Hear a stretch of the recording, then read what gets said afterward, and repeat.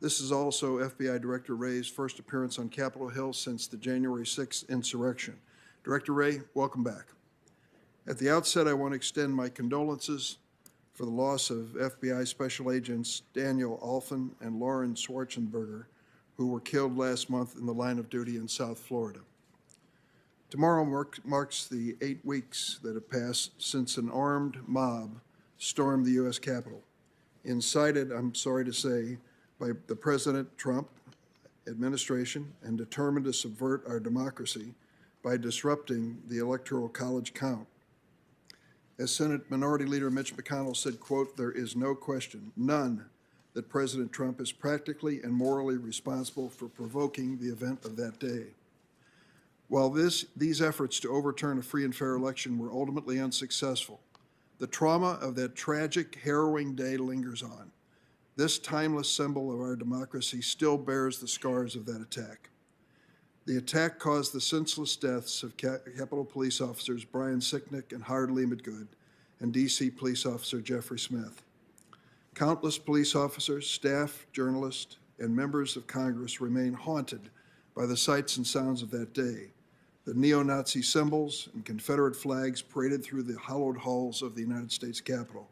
A noose and gallows constructed on the grounds outside the Capitol.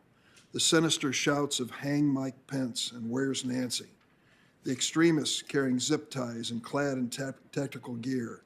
Worst of all, the violent assaults on the U.S. Capitol Police and D.C. Metropolitan Police Department officers who bravely sought to protect us from the siege. And the FBI has warned us that the insurrection could be a, quote, "significant driver of violence," end quote, in the future, along with, quote, "the shared false narrative of a stolen election," close quote. So we must not forget the horrors of January 6th or allow revisionists to rewrite what happened that day. I'd like to turn to a video to demonstrate the scale of the violence and the hate that we witnessed.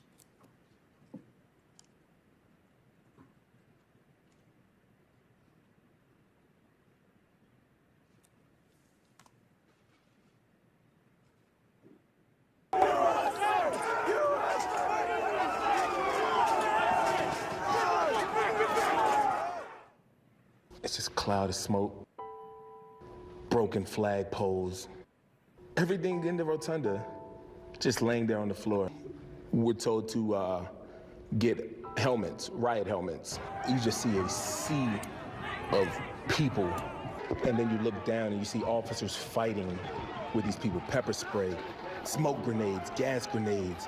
I see Speaker Pelosi being evacuated, and I hear them tell her, the Capitol's been breached. The staff went under the table, barricaded the door, turned out the lights, and were silent in the dark for 2.5 hours. Not knowing how long you were going to have to be there, not knowing when you could come out, not knowing if you were going to come out. We fought with these people who were prepared for a fight.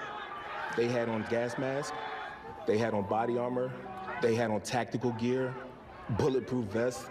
They were ready to go. There were so many calls on the radio. Priority, help, help. Somebody's trapped, we need help. Shots fired. This is when Officer Dunn encountered a couple in the crowd who began hurling the most vile of racial slurs at him, a black officer. He was called the N-word more than a dozen times. You say, hey, this voted for Joe Biden, guys. Hey, everybody, this voted for Joe Biden. They said, I was scared. I was absolutely scared. At one point I said, how is this going to end? It was just a double door with glass panes that was pushed out. I ended up getting pinned there by the crowd. There's a guy ripping my mask off, and he was able to rip away my baton and beat me with it, and he was practically foaming at the mouth. We got dozens of officers down, and you got the nerve to be holding the Blue Lives Matter flag. One of the guys kept walking by. The other one pulled out his badge and said, "Trust me, I understand. We're doing this for you, buddy." And he's got a badge. He shows me his badge. 5 people lost their lives that day, including Capitol Police Officer Brian Sicknick. They beat police officers. They fought us. They had Confederate flags in the U.S. Capitol. I gotta call it a couple dozen times today. It wasn't just a mob or a bunch of thugs, you know? They were terrorists.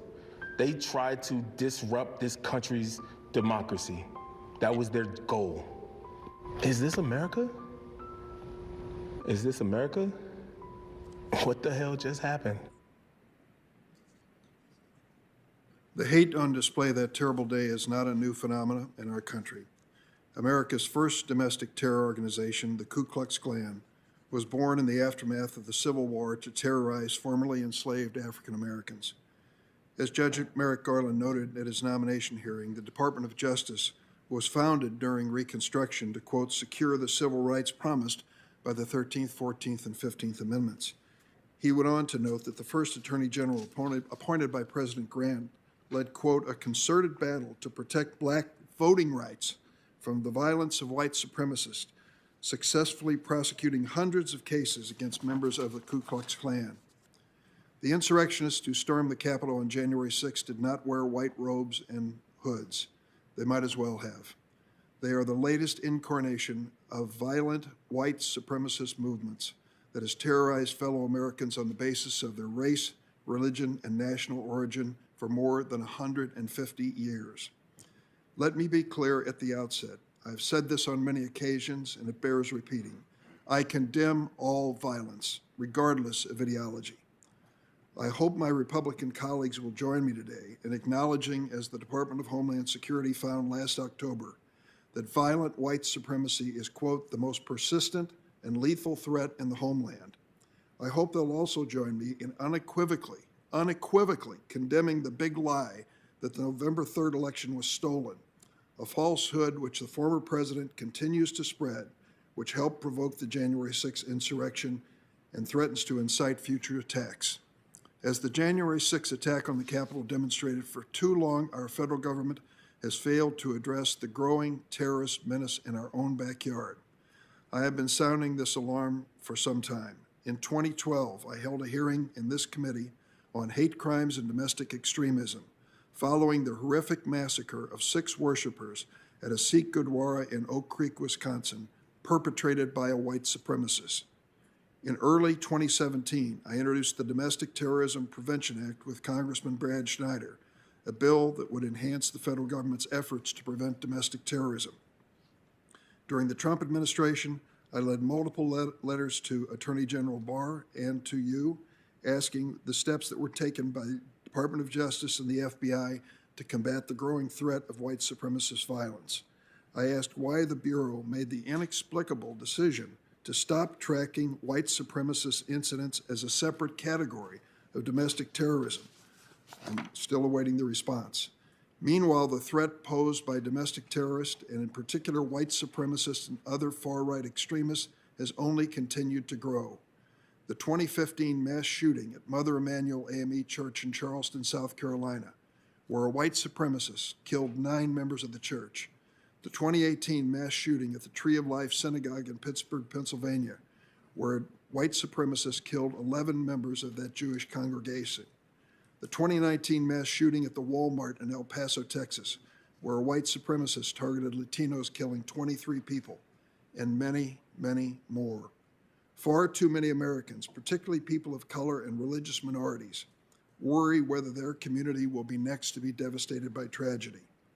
Despite the scope of the violent white supremacist threat, former President Trump and his administration unfortunately downplayed the threat posed by white supremacists.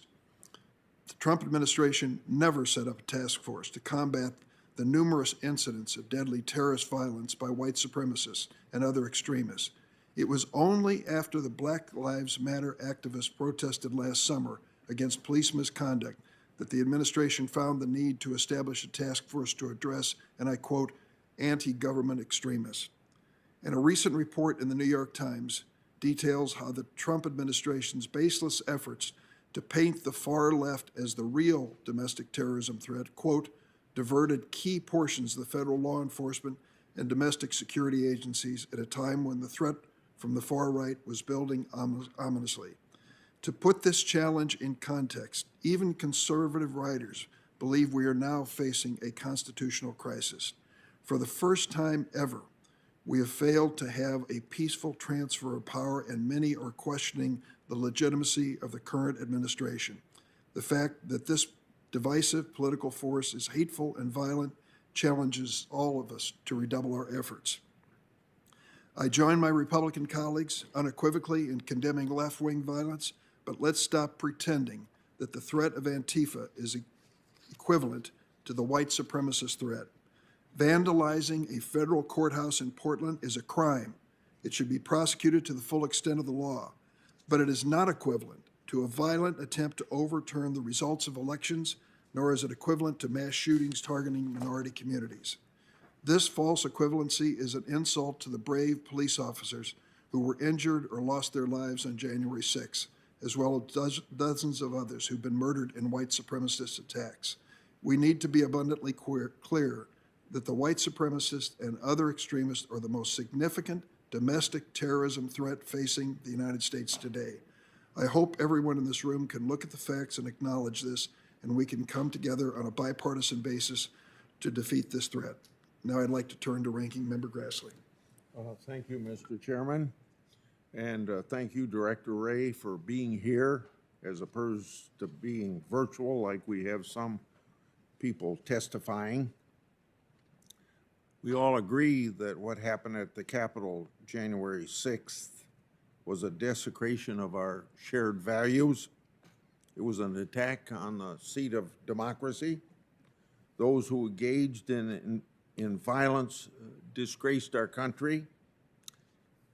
And we know the statistics. At least 7 people, including 1 U.S. Capitol Police officer, died as a result of that day. We also know that 2 officers committed suicide, and we know that hundreds were injured. And of course, we expect that God watches over them and their families. Those who broke the law must be prosecuted, and Congress needs answers, especially about one officer, Brian Sicknick, what happened to him. In pursuit of the facts related to January 6th, Senator Durbin and I have sent oversight letters to the FBI and other agencies. To date, we haven't received any productions.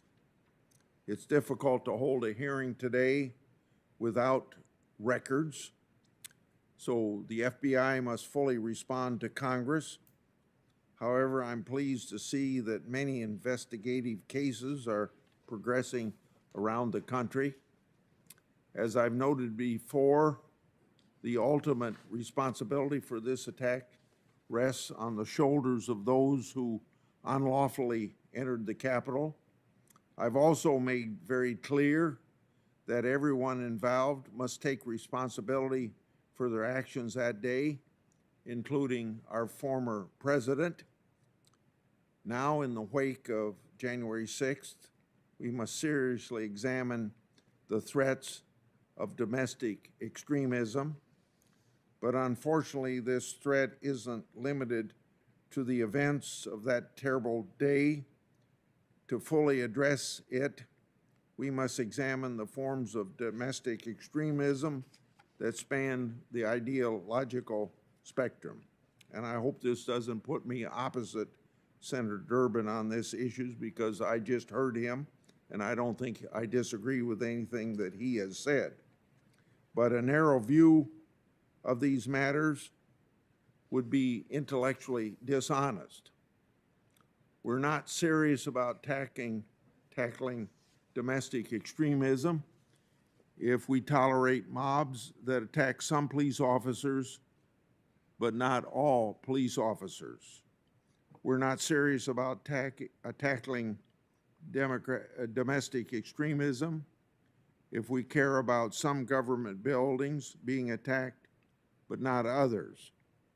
We're not serious about tackling domestic extremism if we only focus on white supremacy movements, which isn't the only ideology that's responsible for murders and violence. Yes, white supremacy movements may be considered the most dangerous at a given time, but somehow it wasn't last summer or won't be when the next foreign attack is attempted. We must call extremism, wherever it happens, across the board, left or right, every time.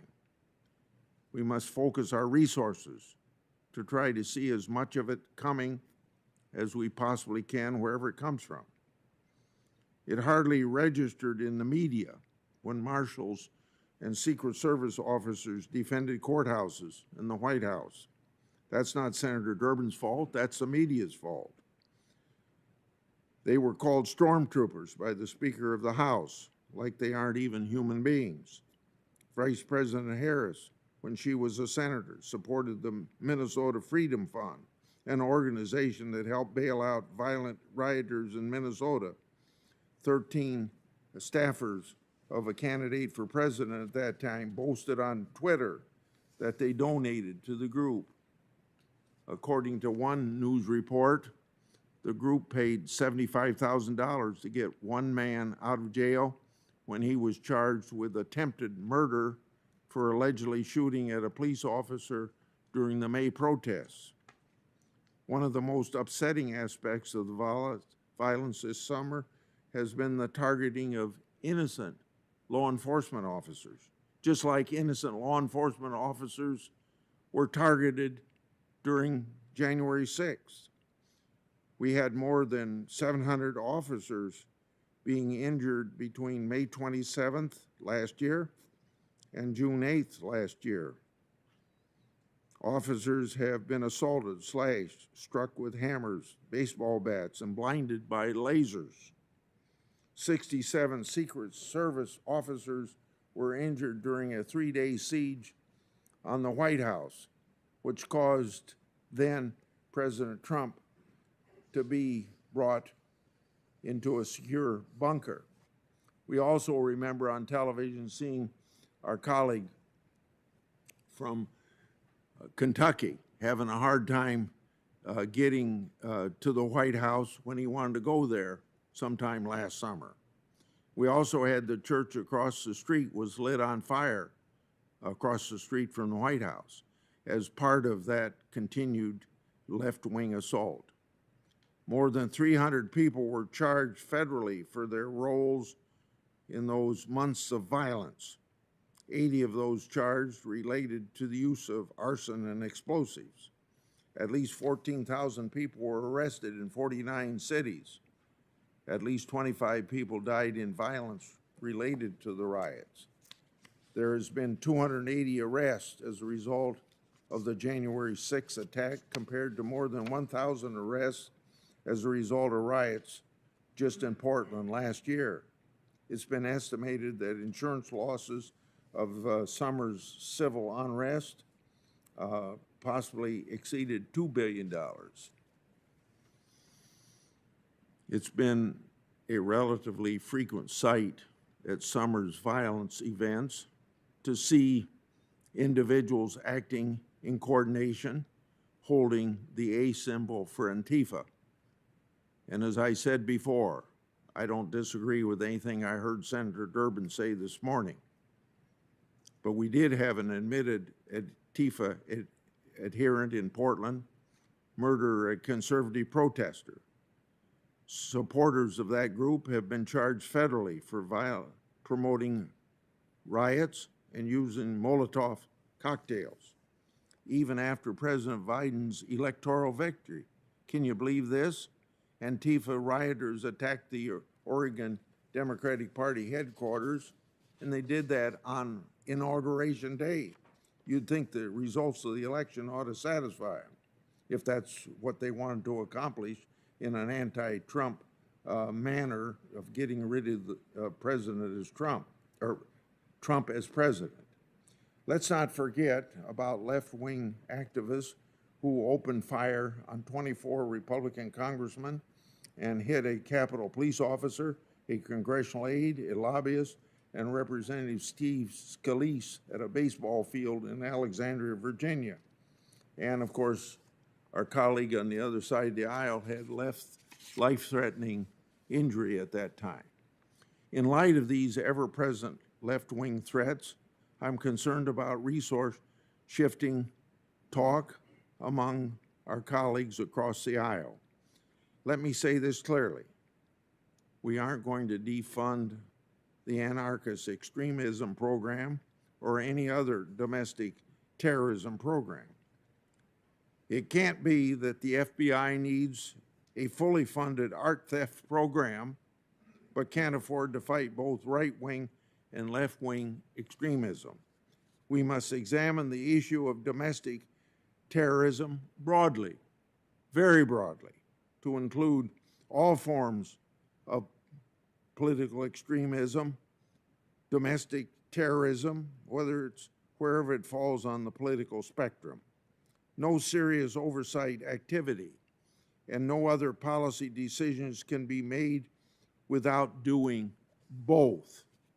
As we move forward, I encourage both houses of Congress to review not just the events of January 6th, but also domestic violent extremism across the board and the threat it brings to our families and communities. And let me emphasize 3 times now, nothing I heard what Senator Durbin say do I disagree with.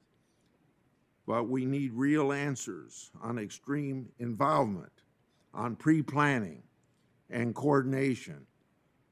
And we also need to know what happened to Officer Sicknick. In closing, I want to express my sincere thanks and appreciation for law enforcement, and in particular, the Capitol Police for their efforts on the job and during the terrible events of January 6th. They're truly heroes. I yield. Thank you. Senator Grassley. Director Wray, would you please stand to be sworn? Do you affirm the testimony you're about to give will be the truth, the whole truth, and nothing but the truth, so help you God? Thank you. Let the record reflect that the director answered in the affirmative. And now, Director, you may proceed with your testimony.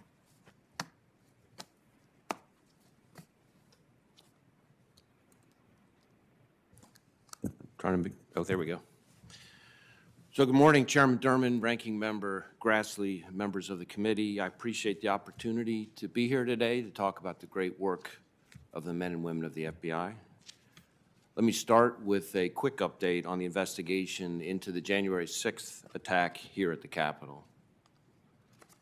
I was appalled, like you, at the violence and destruction that we saw that day. I was appalled that you, our country's elected leaders, were victimized right here in these very halls. That attack, that siege, was criminal behavior, plain and simple, and it's behavior that we, the FBI, view as domestic terrorism. It's got no place in our democracy, and tolerating it would make a mockery of our nation's rule of law. The rule of law, of course, is our country's bedrock, and it's our guiding principle at the FBI. That's why the FBI has been working day and night across the country to track down those responsible for the events of January 6th and to hold them accountable. We're chasing down leads, we're reviewing evidence, combing through digital media to identify, investigate, and arrest anyone who broke the law that day. And our greatest partner in this investigation has been the American people themselves, your constituents. Citizens from around the country have sent us more than 270,000 digital media tips. Some have even taken the painful step of turning in their friends or their family members. But with their help, we've identified hundreds of suspects and opened hundreds of investigations in all but one of our 56 field offices. And of those identified, we've arrested already more than 270 individuals to date, over 300 when you include the ones of our partners, with more subjects being identified and charged just about every single day. The FBI is committed to seeing this through, no matter how many people it takes or how long or the resources we need to get it done. Because as citizens, in a sense, we're all victims of the January 6th assault, and the American people deserve nothing less. Unfortunately, as you noted, Mr. Chairman, January 6th was not an isolated event. The problem of domestic terrorism has been metastasizing across the country for a long time now, and it's not going away anytime soon. At the FBI, we've been sounding the alarm on it for a number of years now. I've been sounding the alarm about domestic terrorism since, I think, just about my first month on the job when I first started appearing up on the Hill. And I've spoken about it in maybe a dozen different congressional hearings. So whenever we've had the chance, we've tried to emphasize that this is a top concern and remains so for the FBI. In fact, we viewed it as such a critical threat that back in June of 2019, under my leadership, we elevated racially and ethnically motivated violent extremism to our highest threat priority, on the same level with ISIS and homegrown violent extremists, where it remains to this day. Now, I'm sure we're going to cover a lot of ground today, but let me make one thing clear. The FBI will not tolerate agitators and extremists who plan or commit violence, period. And that goes for violent extremists of any stripe.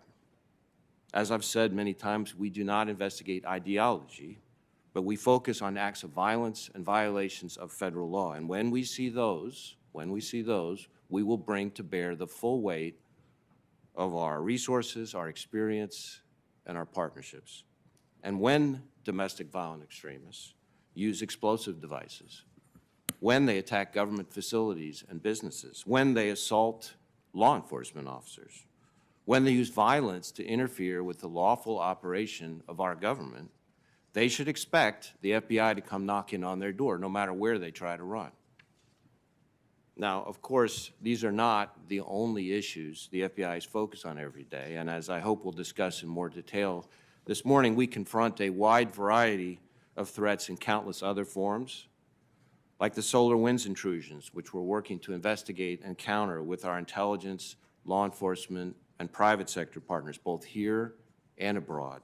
Not to mention a huge range of other cyber threats from nation states, criminals, and toxic combinations of the two, like the vast, unrelenting counterintelligence threat from China, and of course the alarming threat of violence towards law enforcement officers, a threat that's especially close to home here in the Capitol.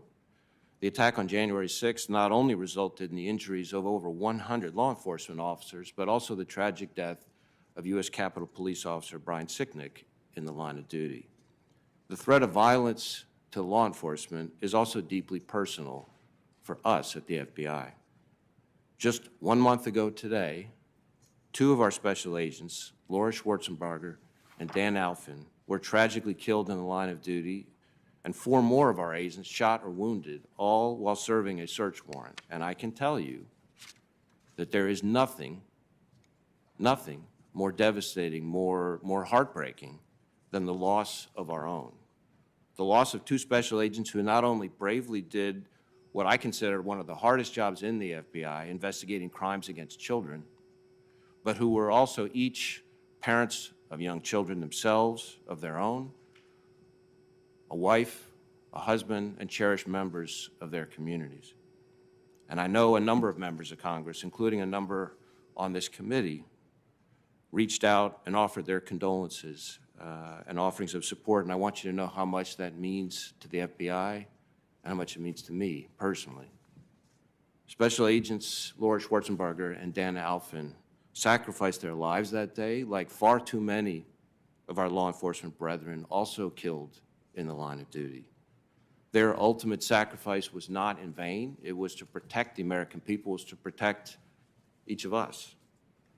And it's why no matter what comes our way, our work to safeguard the rule of law, to protect the American people, and to uphold the Constitution goes on and will never stop.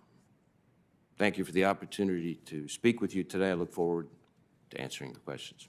Thanks, Director. We'll have 7-minute rounds for the members to ask questions. Let me start. And as you said at the outset, we could spend the better part of a day or beyond that with all the topics of importance involving the FBI. But I really have to stay with the January 6th situation. There's a lot of confusion about the planning and coordination by federal, state, and local law enforcement agencies in the days leading up to the attack on the Capitol. I was surprised to learn the FBI did not issue a threat assessment before January 6th. especially because the FBI's Norfolk, Virginia field office had uncovered specific threats against members of Congress, maps of the tunnel system under the Capitol complex, and places to meet before traveling together to Washington. I was also surprised to hear Acting D.C. Metropolitan Police Department Chief Robert Conti say that his information was only conveyed to the MPD in an email at 7 p.m. the night before January 6th. Chief Conti acknowledged that the information was raw intelligence, but said he would think, quote, something as violent as an insurrection at the Capitol would warrant a phone call or something, close quote. So it comes down to the basic question of what the FBI knew, when they knew it, whether they shared it, why this didn't rise to the level of a threat assessment. So, Mr. Chairman, I welcome the question. You touched on a number of points there. So first, let me say that we were, in the period leading up to January 6th, tracking a large amount of information about large numbers of people coming to participate in protests and about the potential for violence. The one specific piece of information that you referred to, the information from our Norfolk field office, has gotten a lot of attention. So this was what's called a situational information report. It was prepared by our Norfolk field office specifically for dissemination. It was, as you noted, raw, unverified, uncorroborated information that had been posted online. And my understanding was that that information was quickly, as in within an hour, disseminated and communicated with our partners, including the U.S. Capitol Police, including Metro PD, in not one, not two, but 3 different ways. When, can you be more specific Yep. on time? 3 different ways. So first, there was an email, as you said, to our Joint Terrorism Task Force, which includes, the Joint Terrorism Task Force includes task force officers specifically selected by their chiefs who participate on the Joint Terrorism Task Forces for the very reason to be that chief's, that department's eyes and ears so that they get the information real time, their departments do. So that's the first piece. Second, in addition to the email, verbally, through the command post briefing that we had, because we had stood up command posts both in the Washington field office and at headquarters, and those command posts included, again, representatives of the relevant agencies, Capitol Police, MPD, et cetera. Verbally, the same information was walked through again. And third, in addition to the email, in addition to the verbal briefing at the command post, the information was posted on what we call LEAP, which is a law enforcement portal, which is made available to law enforcement, not just here in the National Capital Region, but all around the country. Now, again, the information was raw. It was unverified. In a perfect world, we would have taken longer to be able to figure out whether it was reliable, but we made the judgment, our folks made the judgment, to get that information to the relevant people as quickly as possible. Like I said, 3 different ways in order to leave as little as possible to chance. Now, I didn't see the report myself even until after the 6th. But the way in which it handled, at least as I understand it, strikes me as consistent with our normal process. Director, I was surprised to see that reporting that dozens of individuals on the terrorist screening database, also known as the terrorist watch list, traveled to D.C. in the days leading up to the attack. I would have expected the FBI's Terrorist Screening Center to be aware of air travel by watch-listed individuals to the Washington, D.C. area. Did the TSC notice an uptick in travel by watch-listed individuals before January 6th? If yes, what steps did they take? Or did the FBI take, in more general terms, to make sure other departments and agencies knew these dangerous individuals were on their way to the Capitol? So when it comes to the watch list, I think there's a couple of things I could say here today. So one is, I do know that in a number of instances there were individuals on whom we had previously predicated investigations that we saw getting ready to potentially travel. And these are not large numbers, but a handful of people. And in those instances, in a number of instances, we had agents in their home states or home cities approach those individuals, interview them. Even if we didn't have a basis to charge somebody, it dissuaded a number of those people from traveling. I guess the second thing I would say is that sometimes there's a little confusion on the whole watch listing concept. There's a true no-fly list, which is what applies to individuals who, under the rules, provide a threat to aviation itself. And then there's what we sometimes refer to as selectees, which are individuals that can't necessarily be barred in the same way from traveling, but in which there's notice given to the agents investigating those individuals, and that information is then passed on. So in a number of instances, that happened in the period leading up to the 6th. I don't have numbers for you, though. I just have a minute left, but I want to address what I consider the next big lie after the lie that the president really won on November 3rd, President Trump. The next big lie appears to be the argument that somehow or another those were not Trump supporters who invaded the Capitol. It made the rounds on the internet right before they came into the building and has been gaining momentum ever since. I'd like to ask you, Director Wray, do you agree that the Capitol attack involved white supremacists and other violent extremists? Certainly, the Capitol attack involved violent extremists. As I said, we, the FBI, consider this a form of domestic terrorism. It included a variety of backgrounds. Certainly, there were quite a number. We're seeing quite a number as we're building out the cases on the individuals we've arrested for the violence.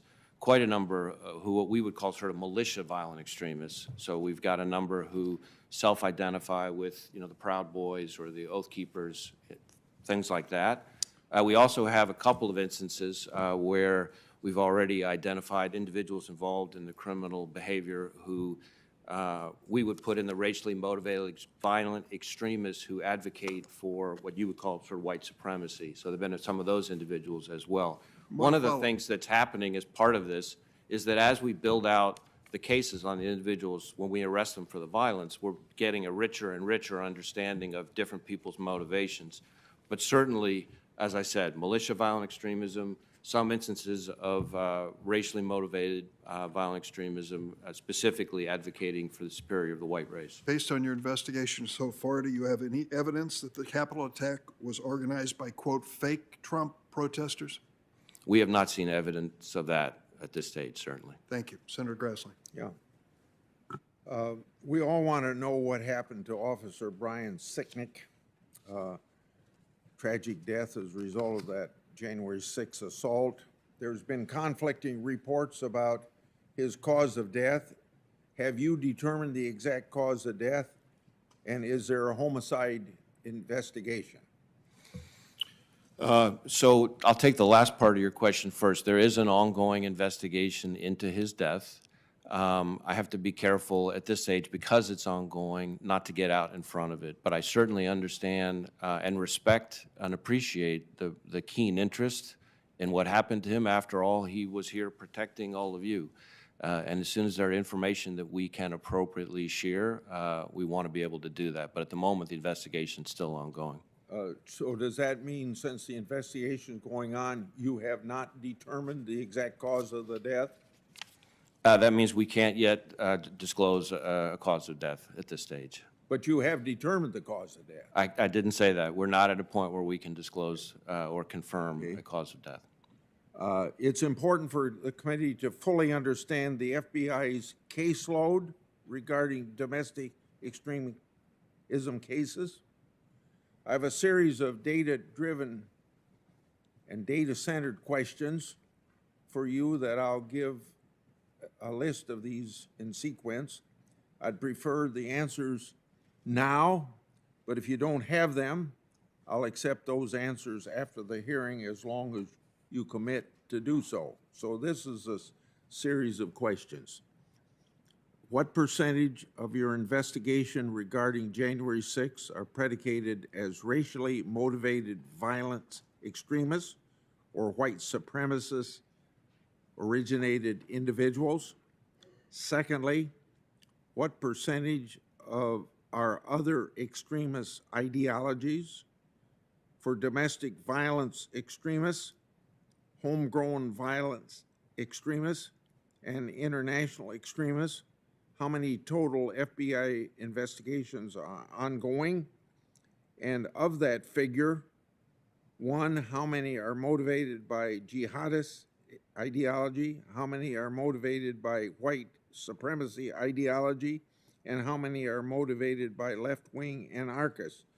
ideologies. We need data, and I hope you see our need for this data. So can you answer those now, or do you want to get back in writing? Well, I will certainly get back to. I'm aware that that we've gotten a letter that goes through in quite detail a number of specific data requests, and we're working on that response as we speak. There are probably some things I could say sitting here right now. As I said to the chairman, although I don't have the percentage for you, the attackers on January 6th included a number, and the number keeps growing as we build out our investigations of what we would call militia violent extremism. And we have had some already arrested who we would put in the category of racially motivated violent extremism, white as well. Those would be the categories so far that we're seeing as far as January 6th.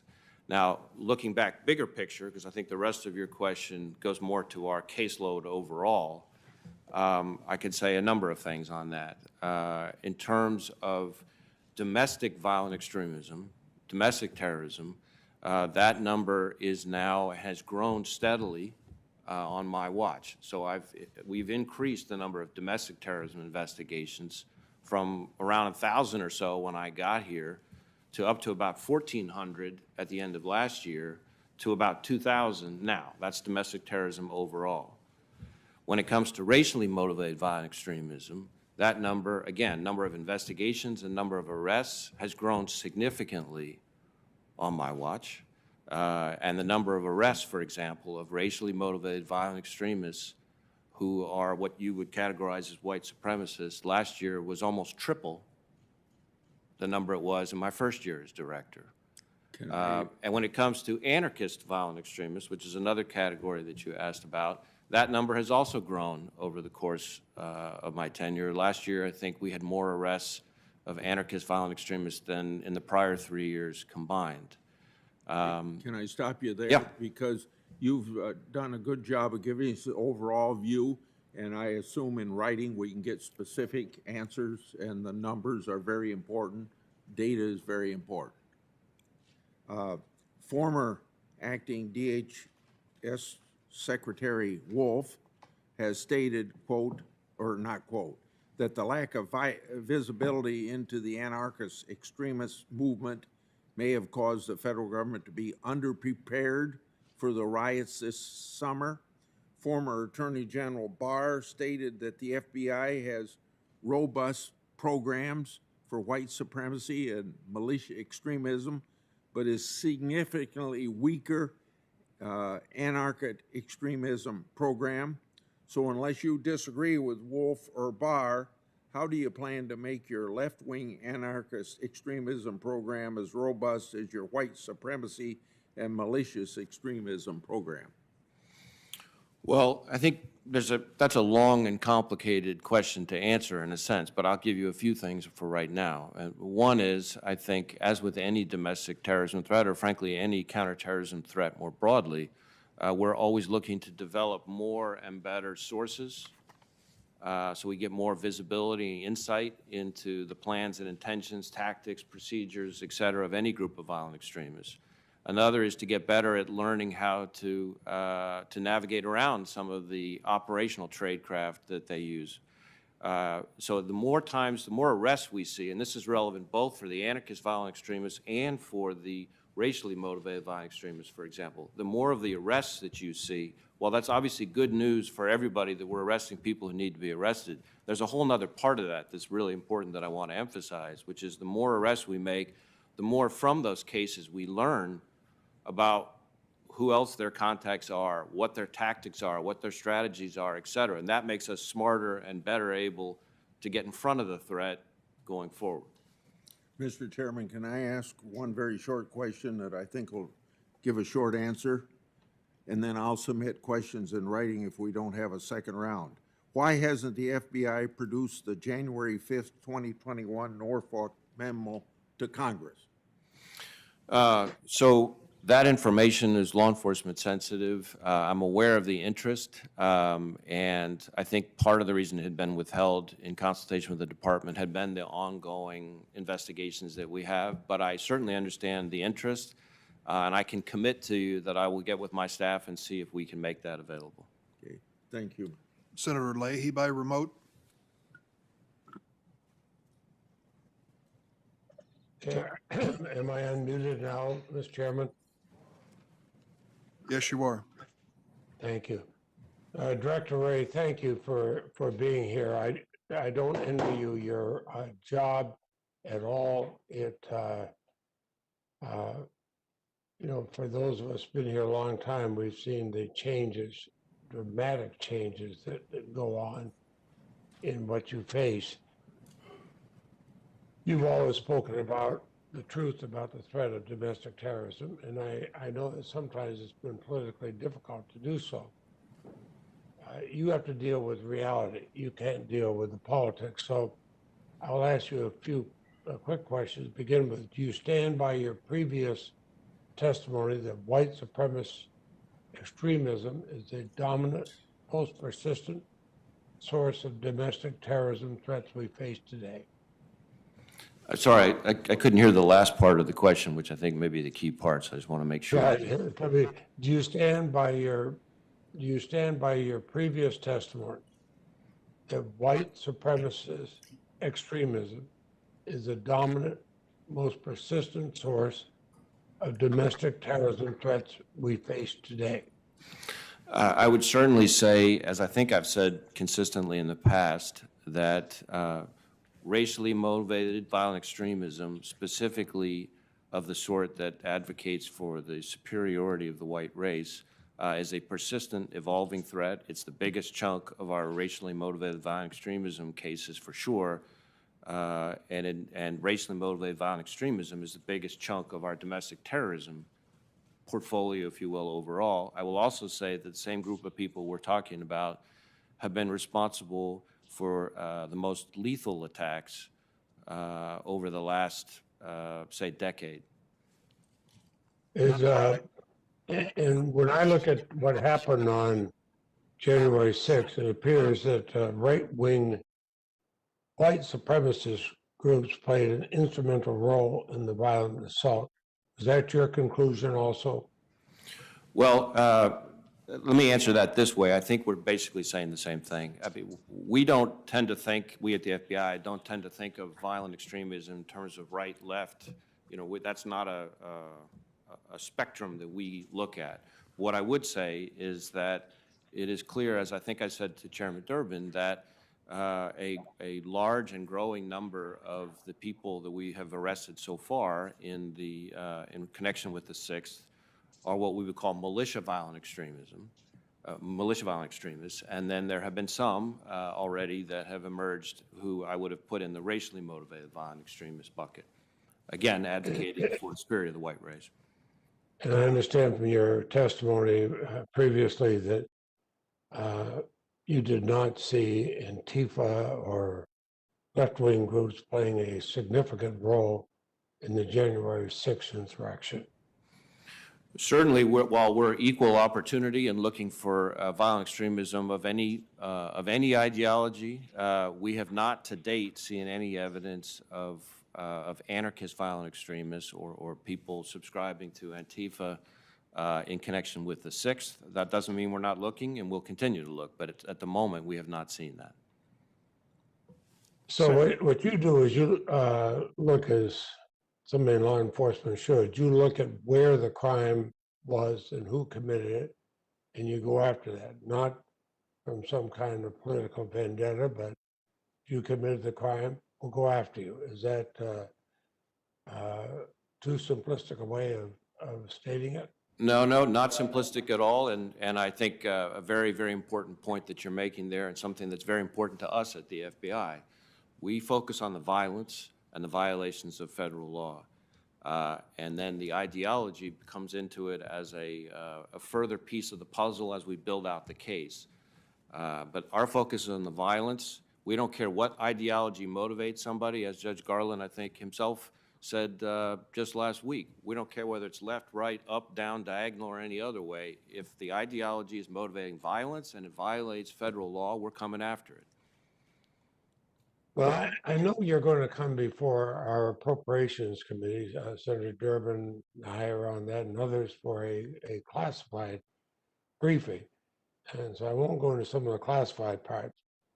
But we are going to talk to you, and I certainly, as chair of that committee, very interested in resources. You got a finite number of resources, and you have an infinite number of problems. So you have to prioritize them. I'd heard reports that the previous administration diverted FBI resources away from countering white supremacist violence toward an objectively lesser threat of left-wing violence.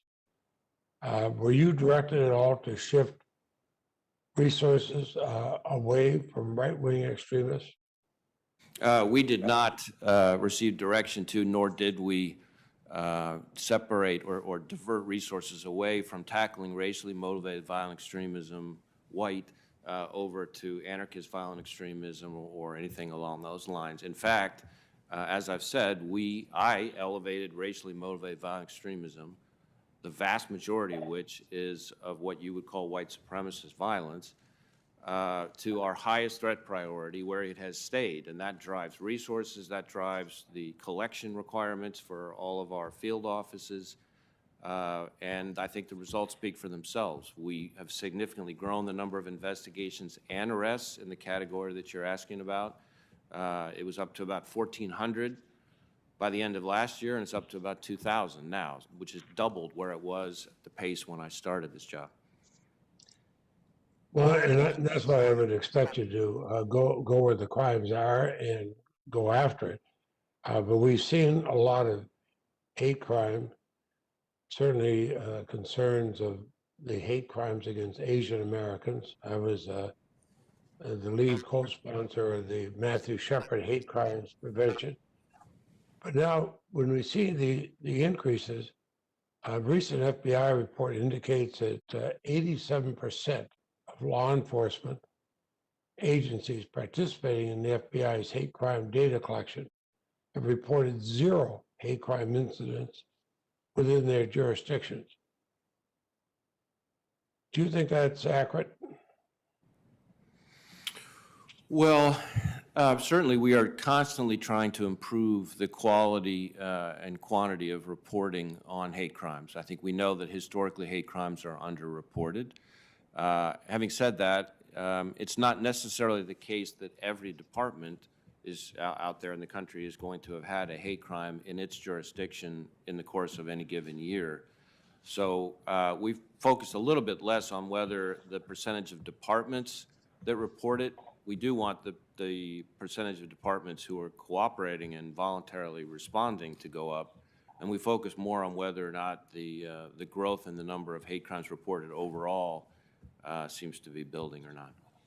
Well, certainly, I have other questions for the record, but you've testified before about a fusion cell developed to address both hate crimes and domestic terrorism. Has that been helpful?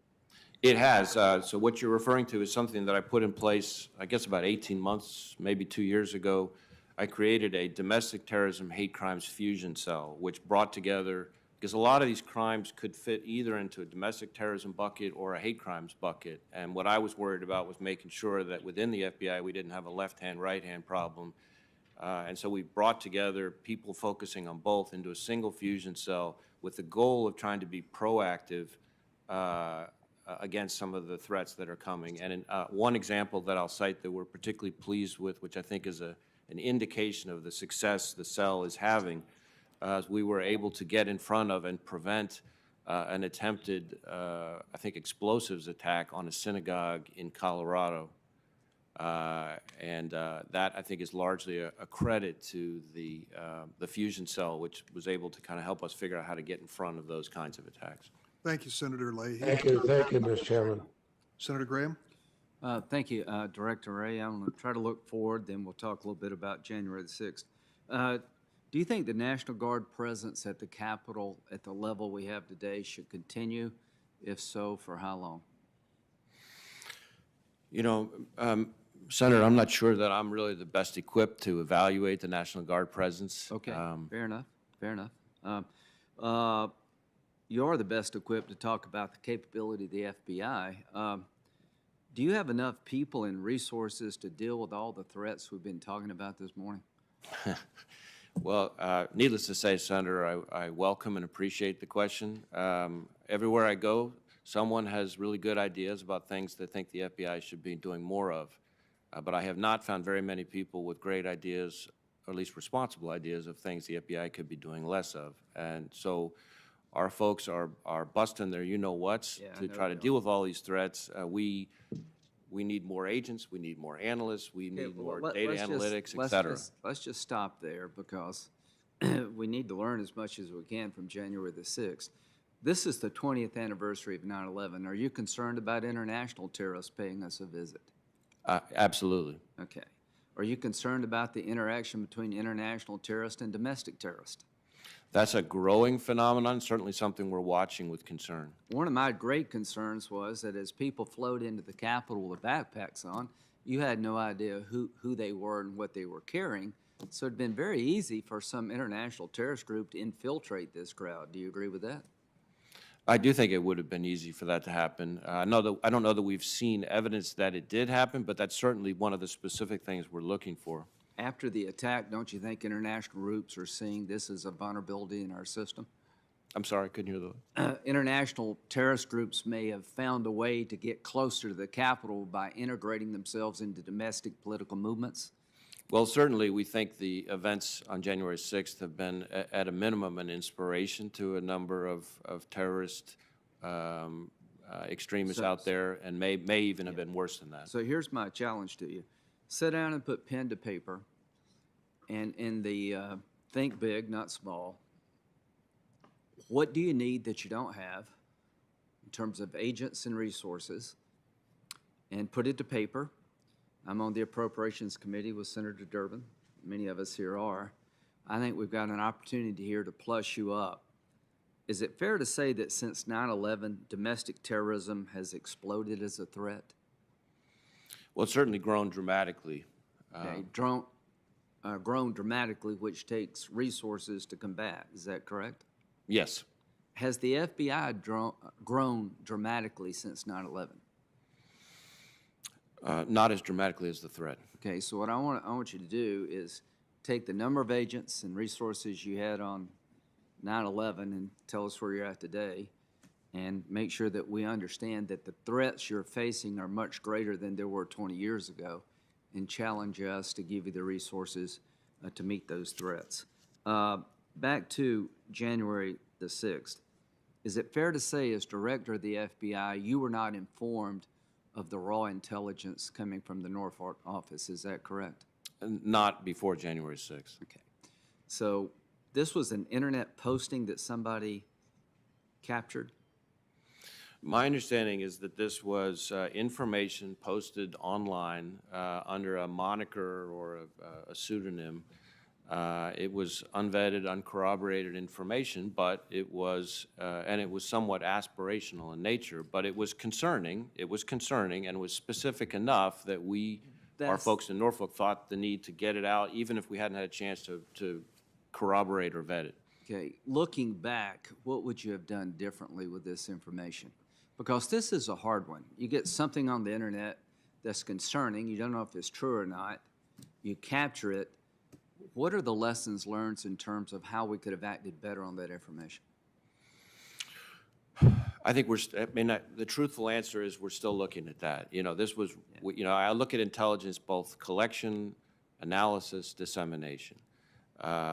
We need to get better at collecting, obviously, but the key part here was we often don't have the luxury of time to analyze this information before it gets disseminated. And in this instance, our folks in Norfolk and Washington Field made the judgment that, and I think it was a reasonable judgment, to get the information, like I said, in 3 different ways to their partners, even though they didn't know whether it was going to turn out to be accurate. Play that out a bit. Let's say it made it up to the top levels of the Capitol Police intelligence units, to the head of the Capitol Police Force. Given that raw intelligence, what would you expect them to have done differently?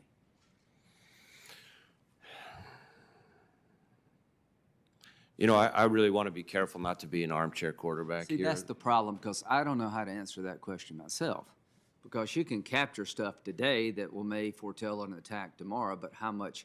This is a problem. I just don't want people to run down the road. There's an Intel screenshot. I mean, there's a screenshot on some computer somewhere. We need to turn the whole government upside down. It's just a tough situation. Is the Proud Boys, are they a domestic terrorist group? Well, I don't think we have treated the Proud Boys itself as a domestic terrorism group, but we certainly have individuals. What does it take to make the list? Well, there is, as you may know, Senator, under federal law, under U.S. law, there is no list of domestic terrorism organizations the same way there is for foreign terrorist organizations. Well, let's think about that in the next 47 seconds. Oath Keepers, are they a domestic terrorist organization? Again, as with Proud Boys, we have individuals who associate themselves with that group who are Antifa a domestic terrorist organization?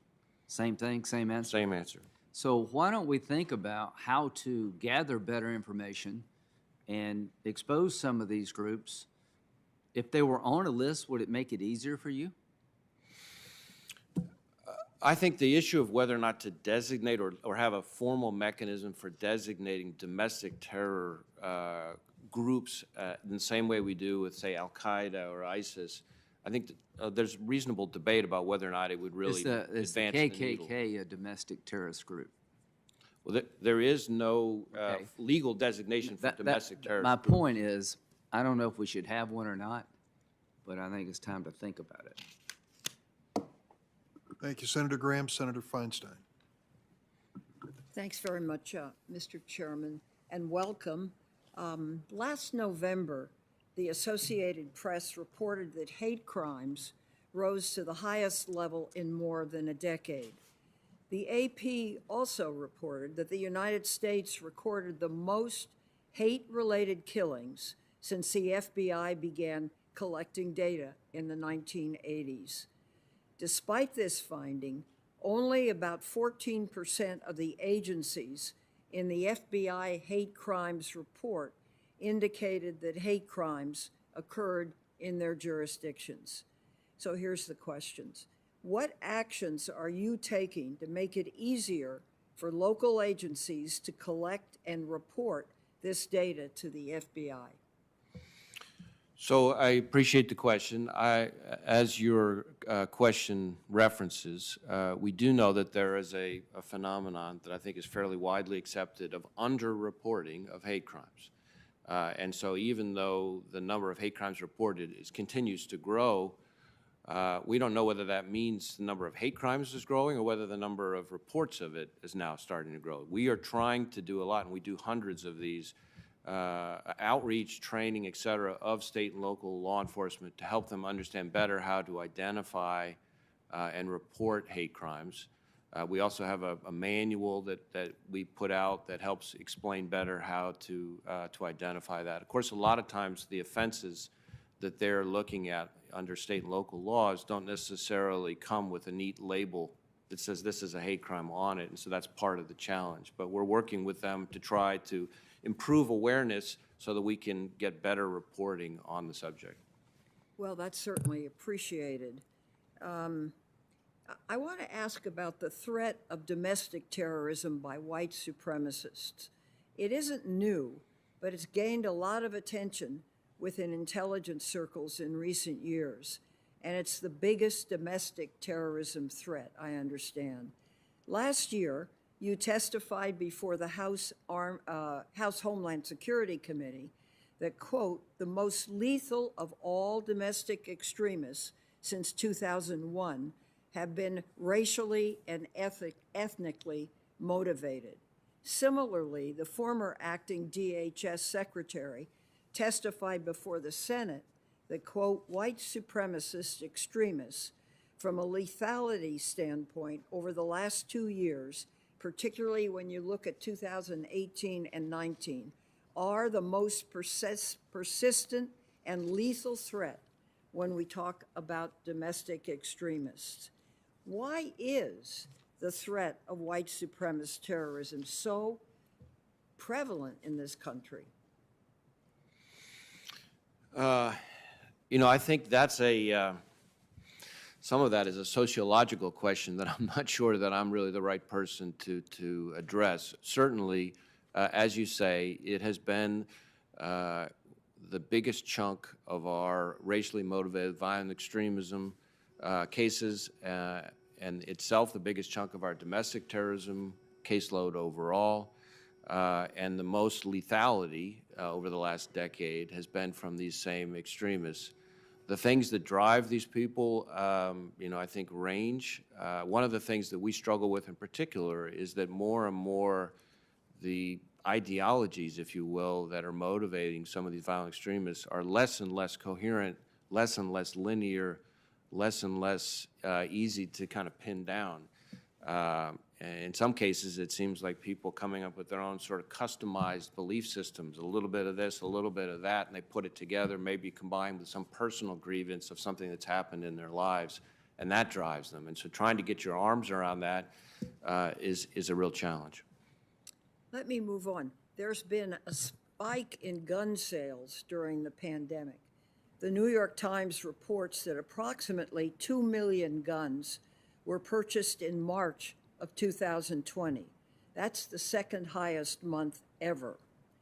According to a July Politico article, there were 823,273 NICS checks in March of 2019 versus 1.4 million in March of 2020.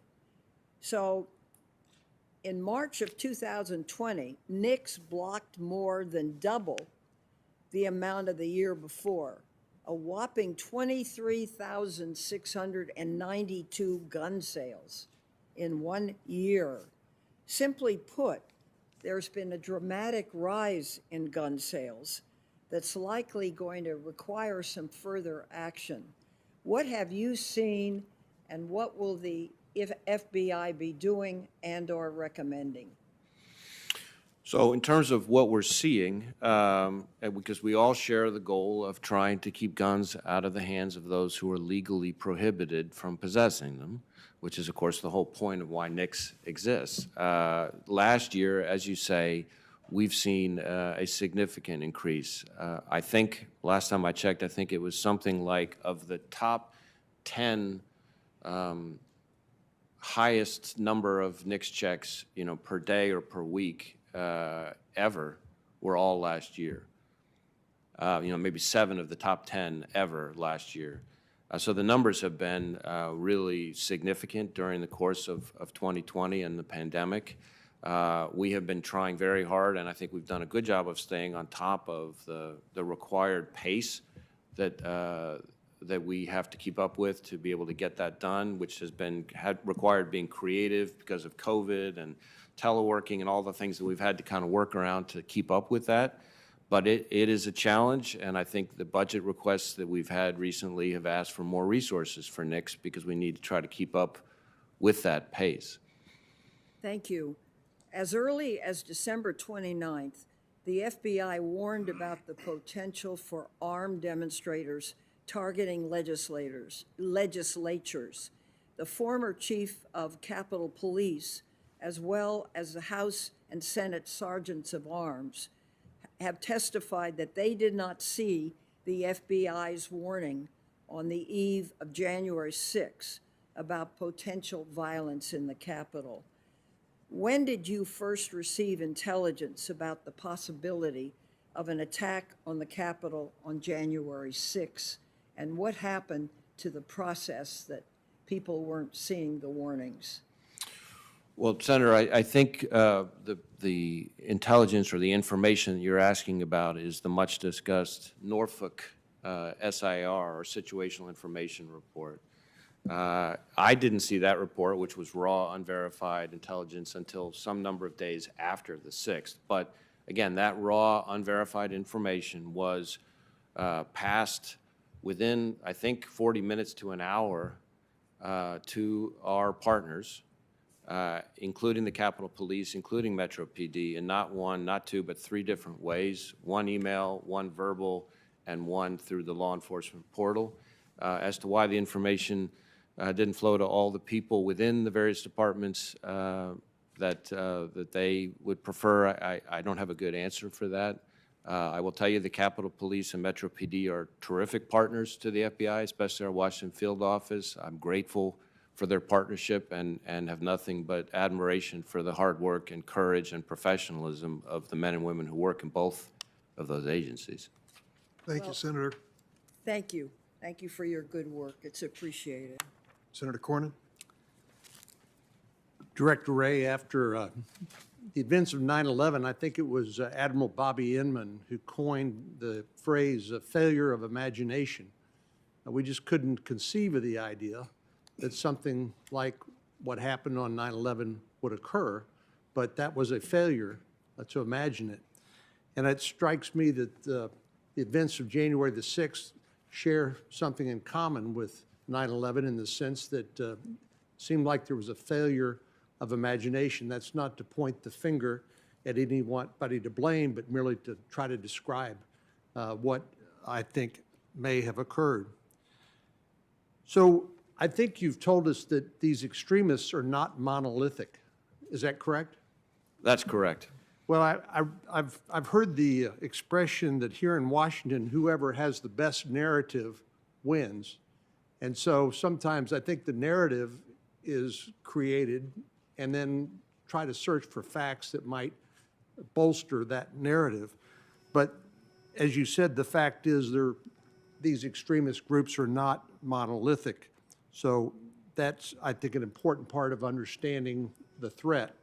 I've heard them described, some of these folks described as white supremacists, domestic terrorists, insurrectionists, rioters, seditionists, anarchists. The list goes on and on. But I note that you said there is no federal crime described as domestic terrorism per se, correct? That's correct. And as I look at the range of charges that the FBI and the Department of Justice have made against the people that have been investigated for the events of January the 6th, I read a list of assaulting federal officers, tampering with documents or proceedings, unlawful entry, disorderly conduct, conspiracy, theft of government property. Do you think the current laws are adequate to deal with this threat? It strikes me as these are a lot of different tools that are available, but don't really get to the whole heart of domestic terrorism.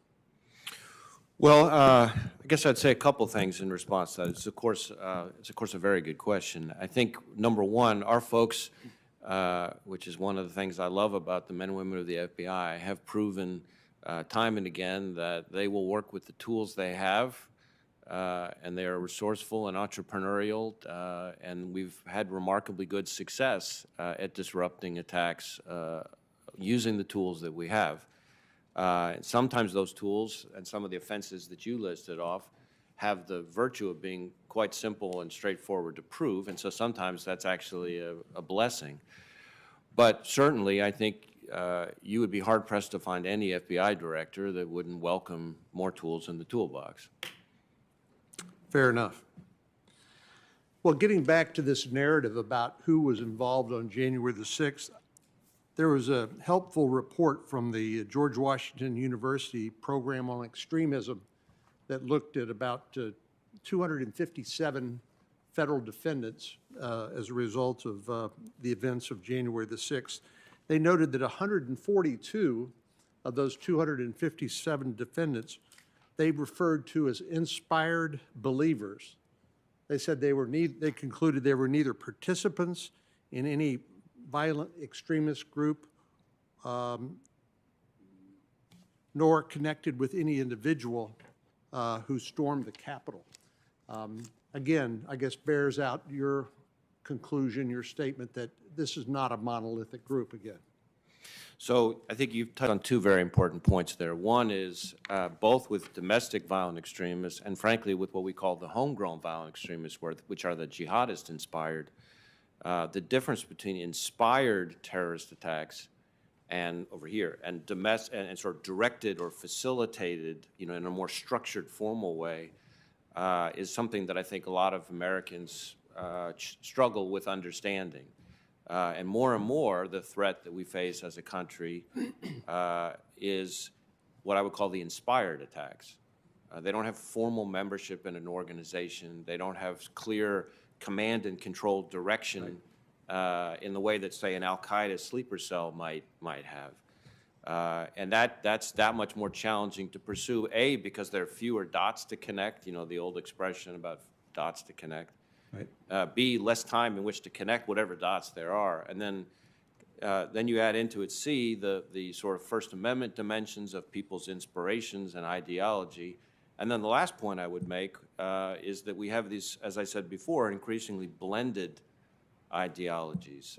So, for example, in Senator Klobuchar's state in Minnesota, we had two individuals who identified themselves as so-called Boogaloo boys, which people tend to put kind of in one bucket, and yet what they ultimately were charged with was trying to provide material support, as in weapons, to Hamas. And these are not things that neatly fit together in anybody's worldview. So it just illustrates one example, but it illustrates the challenge that we're dealing with. It's the FBI's responsibility to deal with counterintelligence investigations, correct? Yes. And these include things like active measures that we saw used, for example, in 2016. For example, advertising on Facebook, two competing groups to show up at the same time and hoping that conflict and maybe even violence would break out. Is it true that our foreign adversaries used the events of January the 6th as a field day in terms of their attempt to establish false personas, fabricate stories on social media platforms with an intent to discredit the United States and its institutions? Certainly we have seen, and I'll keep it at an unclassified level in this setting, but foreign adversaries, a number of them, leveraging the events of January 6th to amplify their own narratives, to try to push out propaganda, misinformation, to try to, in their view, accelerate what they think of as the United States' decline. Thank you. Thanks, Senator Cornyn. Senator Whitehouse. Thank you. Director Wray, welcome. Before we get to the business of this hearing, we've got some, in fact, a lot of unfinished business. Do you know how many questions for the record the FBI failed to answer in the last 4 years? I do not. Well, I'll tell you. There were 9 hearings in this committee in which the FBI was a witness, and in 7 of them, the committee got exactly 0 questions for the record. 7. 0 questions. Can you explain that? I cannot. I will say... Are you going to do any better with the questions that we're getting right now? You've been asked questions for the record. Are they going to go into the same, whatever it was, hole where questions for the record go to die at the FBI? Well, Senator, first thing I would say about questions for the record is that, as you may know, there is an elaborate interagency process that requires that answers that we provide have to get which is immensely convenient for the executive branch. But our questions don't direct that interagency process, do they? And that interagency process doesn't respond to us in Congress, does it? We're required to comply with the interagency process to provide our responses to questions for the record. By what? Now, having said that, By what are you required to comply with that interagency process? I can't cite you the reg or the rule. Because it seems to me that when the FBI wanted to get information to this committee, particularly when it wanted to get information to Republican members of this committee so they could investigate your investigation of the Trump-Russia connection, that information got right through to our Republican colleagues. It didn't seem to go through any interagency process. It wasn't delayed. What we seem to have is, for most of us, but this was bipartisan, by the way. When I say we got 0 questions for the record answered from those hearings. I mean 0 questions of any member of this committee, not 0 Democratic members answered, okay? So you've got this basic highway for responses to Congress. Let me ask you just a little sidebar. Do you think Congress deserves responses to questions from executive agencies as part of our oversight responsibility? Yes, absolutely. Okay, good. So we're at least over that hurdle.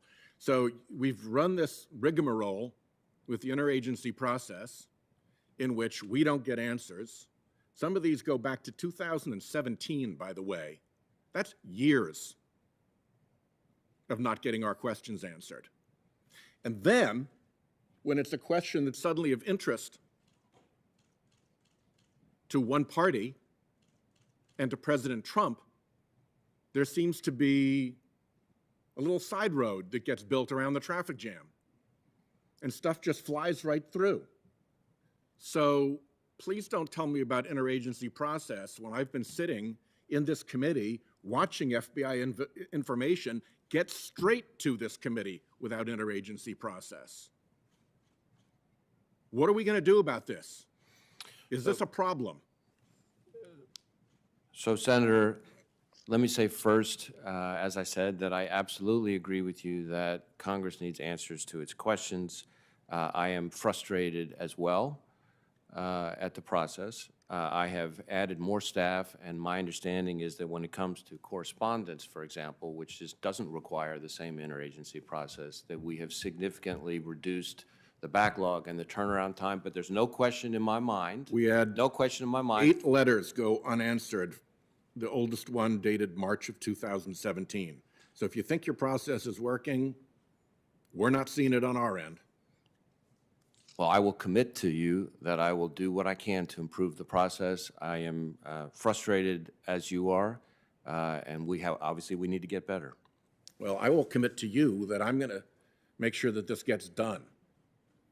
And if it means stopping nominees, if it means doing whatever it takes to get through this problem, we're going to get through this problem.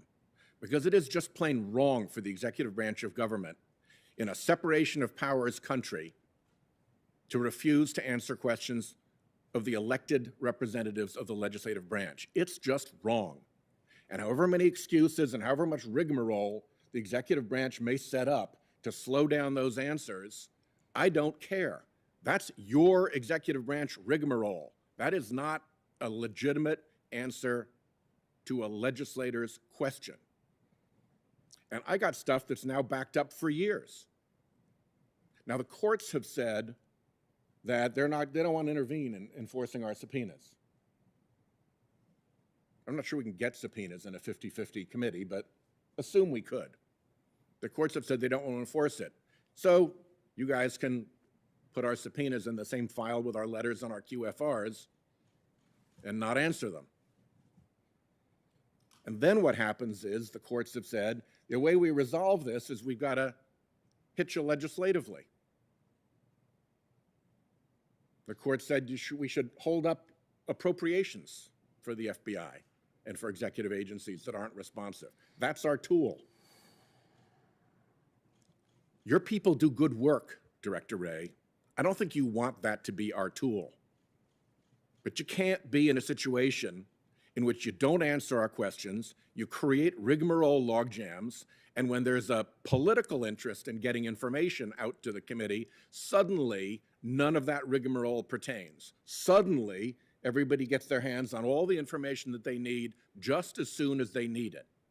And by the way, I believe on a partisan basis, not shared with both sides of the committee. So before we get to clearing up whatever else we need to get cleared up, all the stuff that's backed up behind our questions, we got to get through the problem of why you're not answering our questions. And we've got to clear that up. And I don't know how we clear that up. I think we clear it up, Mr. Chairman, in a bipartisan fashion, because I think both sides should get this.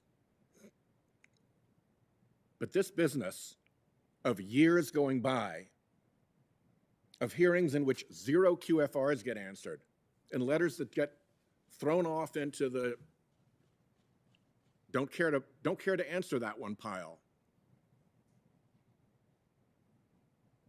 Woodrow Wilson once said that the oversight function, the investigative function of Congress, is often to be preferred even to its legislative function.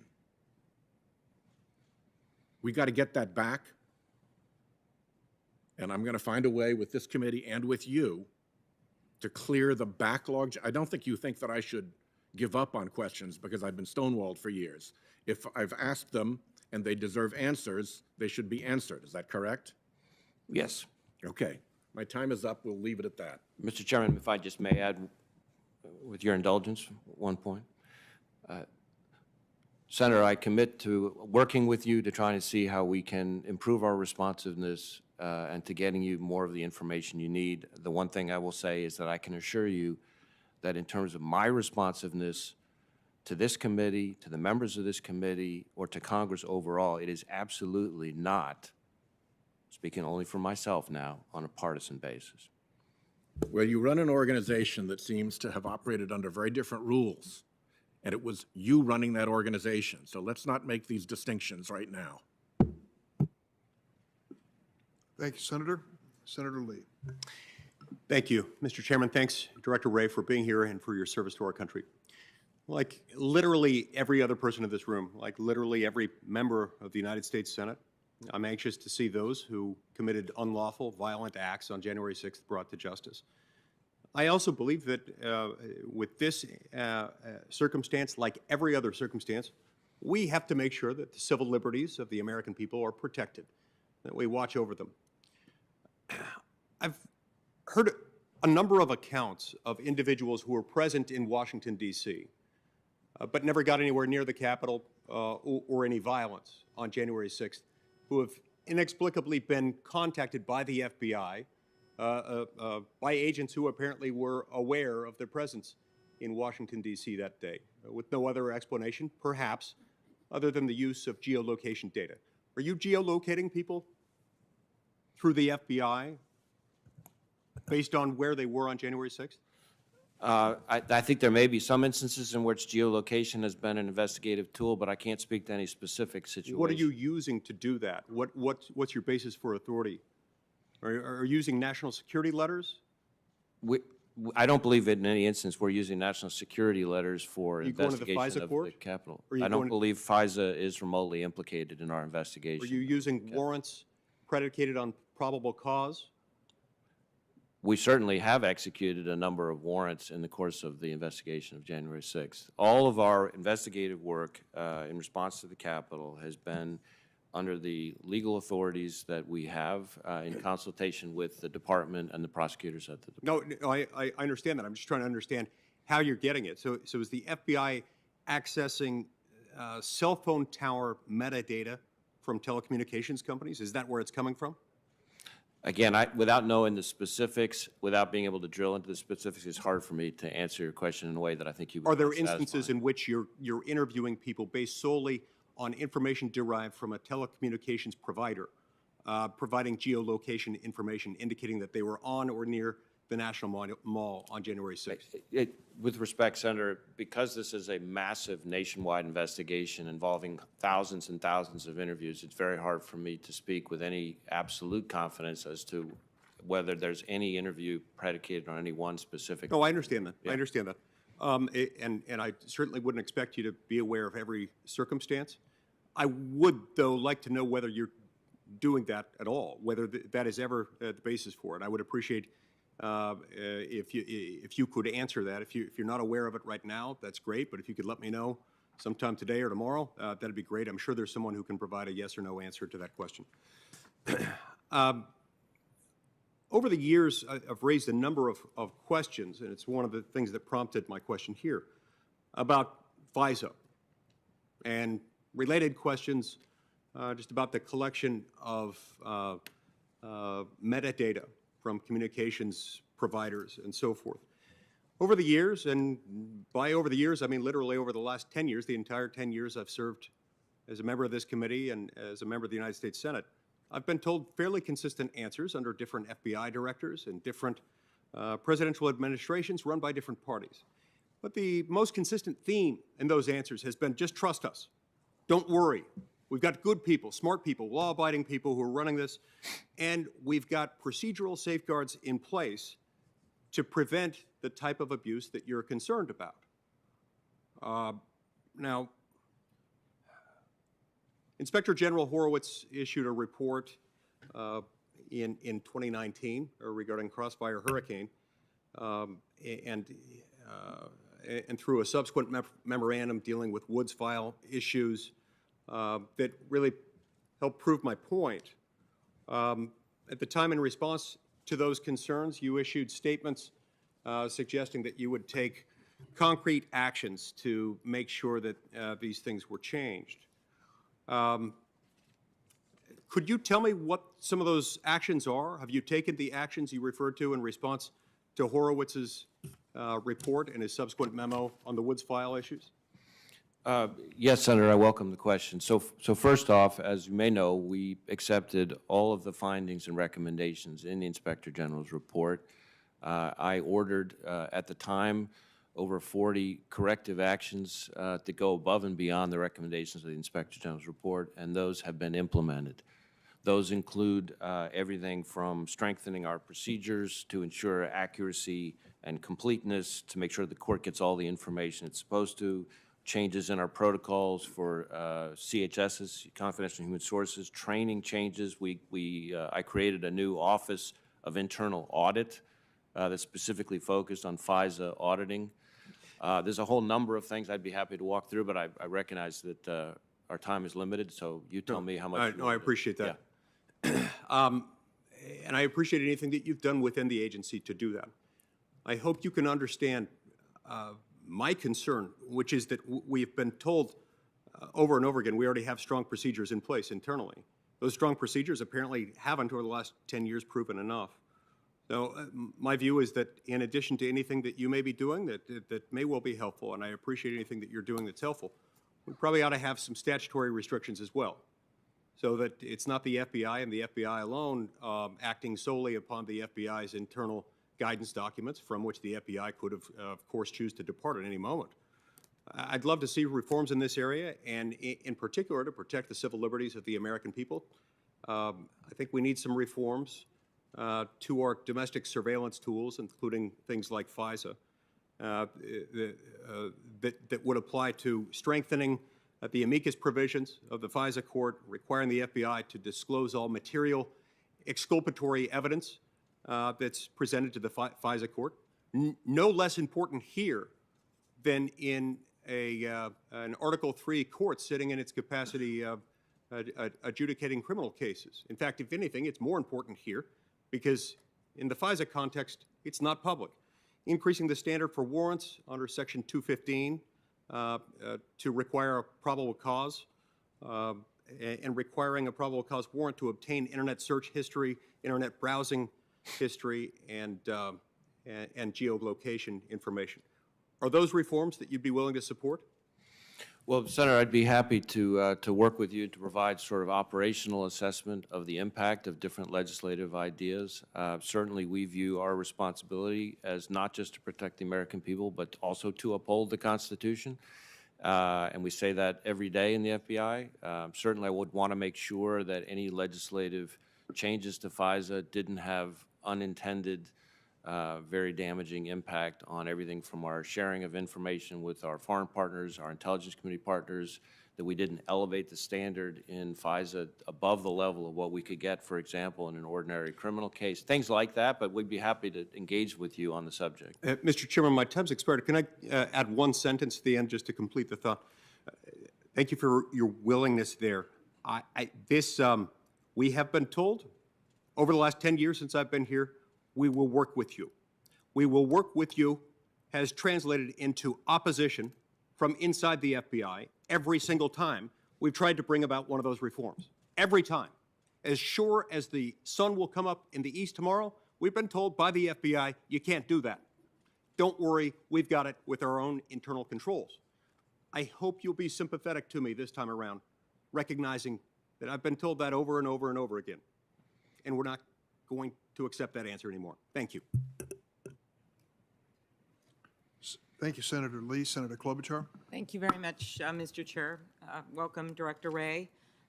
You and I have talked many times, and I appreciate the work of your agents in Minnesota, whether it's investigating buildings that have been attacked and burned, or whether it is the work that your agents did in investigating the bombing of a mosque in Minnesota, which resulted in indictments and conviction. So I thank you for that. So last week I chaired a joint hearing of the Rules and Homeland Security Committees on what happened on January 6th. We're having another joint hearing with Homeland Security tomorrow. Several members of this committee participated in that. And I want to start out with something that became an issue in the hearing, really because of one member's questions. Our witnesses all agreed that there is now clear evidence that supports the conclusion that this insurrection was planned and a coordinated attack on the Capitol, that white supremacists and extremist groups were involved, and that what happened would have been much more dangerous if not for the brave actions of law enforcement. Would you agree with that? Certainly there were aspects of it that were planned and coordinated, but yes. Mm-hmm. Well, there was I just noted that just today, reporting in the Washington Post, that on Monday, a complaint was filed against a member of the Proud Boys in Washington State, where federal prosecutors alleged that, in fact, there were plans made for many different entries into the Capitol. Is that correct? Yes, there have been a growing number of charges as we continue to build out the investigation. Either individuals who are now starting to get arrested that involving charges that involve more things like planning and coordination, or in some instances, individuals who were charged with more simple offenses, but now we're superseding as we build out more of an understanding of what people were involved in. And there were clearly some individuals involved, which I would consider the most dangerous, most serious cases among the group, who did have plans and intentions and some level of coordination. And I think you've arrested now 20 members of that group, or filed, is that right? I don't know the number off the top of my head. Well, and so what I was thinking when Senator Graham was talking is that and they show up, we now know in this complaint, with encrypted two-way Chinese radios in military gear, that there must be moments where you think, if we would have known, if we could have infiltrated this group or found out what they were doing. And that, do you have those moments? Absolutely. I will tell you, Senator, and this is something I feel passionately about, that anytime there's an attack, our standard at the FBI is we aim to bat 1,000, right? And we aim to thwart every attack that's out there. So anytime there's an attack, especially one that's this horrific, that strikes right at the heart of our system of government, right at the time the transfer of power is being discussed, you can be darn tootin' that we are focused very, very hard on how can we get better sources, better information, better analysis, so that we can make sure that something like what happened on January 6th never happens again. Okay. So there's been a lot of discussion about this Norfolk memo that arrived, as you noted, with key people in the Capitol Police and others the night before. They testified last week, the chief, that he didn't even know about it until the few days before our hearing. And in fact, while there may be some that downplays that intelligence, I will note, while we don't have the memo publicly, that in that memo, there were statements that Congress needs to hear the glass breaking, doors being kicked out, blood being spilled, we get our president or we die, go there ready for war. Some of the specific calls for violence that we know were posted at that time. We know that President Trump had called on people to go there on January 6th. We know that he told them to go wild. We know that in that memo there was discussions of, as reported in the news, perimeter maps, bringing back the wounded. And to me, it just seems like it's beyond aspirational in nature, that it seems like some of these reports that we now know exist out there were specific in terms of these plans that were going on. And I'm just, one of my questions that we will continue to be asking as part of this investigation we're doing with the Rules Committee and Homeland Security is, how can we change this so this never happens again? So these types of threats and this type of information gets to the right people. And do you have any response on that? Well, as I said, in connection with the particular report that you're referring to, the Norfolk SIR, as they call it, we did communicate that information in a timely fashion to the Capitol Police and MPD in not one, not two, but three different ways. But do you think it's enough just to send an email? Well, it's more than just an email, right? So first off, the email itself went to, I think there are maybe as many as 5 Capitol Police Task Force officers on the Joint Terrorism Task Force, and the whole point of the Joint Terrorism Task Force is for the chosen representatives of the partner agency to be there in the loop real time so that everybody's got the same information so that each agency can use that information to do what it needs to do.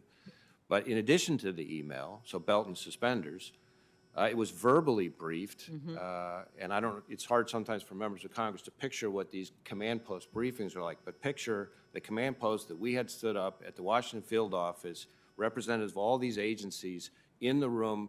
People are coming up to the microphone one at a time saying, okay, now we're tracking this, we're seeing this, we don't know if it's real or not, but here's what we're seeing, and everybody's taking notes, and the whole idea is they're supposed to go back and pass it up their chain of command. And then third, in addition to that, it was put into the LEAP, the law enforcement portal, to make sure that everybody got it. So Yes, you explained that. having said that, I do not consider what happened on January 6th to be an acceptable result.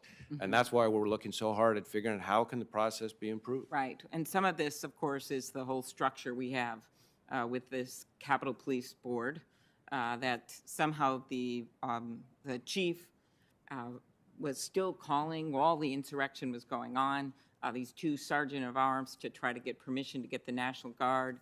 And this clearly, there has to be some major changes to what's going on here. I acknowledge that, and I'm going to push for them. But there still, to me, seems like they rely on the FBI and other federal agencies to get information.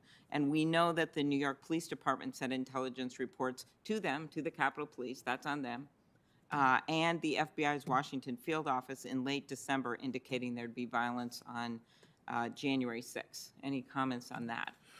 So, well, I'm not familiar with the specific NYPD product you're referring to. I will tell you that we, the FBI, over the course of 2020, put out a number of intelligence products specifically warning about domestic violent extremism, including specifically warning about it in connection with the election, including specifically warning about that threat in relation to the election continuing past Election Day itself and up through the inauguration, and including a product that I think we put out with DHS in December of 2020. So we have trying to push out information. I am reluctant to armchair quarterback anyone else in their jobs. I can tell you we at the FBI are determined to do our part to make sure that what happened on January 6th doesn't happen again. We find it personally infuriating anytime we're not able, as I said, to bat 1,000, and we're going to keep working to get better. Thank you. And I will say that the work you've done on your agents have done in investigating these cases, to me, that is very helpful to get those arrests out there and those prosecutions, not only because people should be brought to justice, but it, to me, is a major deterrent for people doing this again. Thank you. Thank you, Senator Klobuchar. Senator Cruz. Thank you, Mr. Chairman. Director Wray, welcome. Thank you for your service, and thank you for the heroic service of the men and women at the FBI.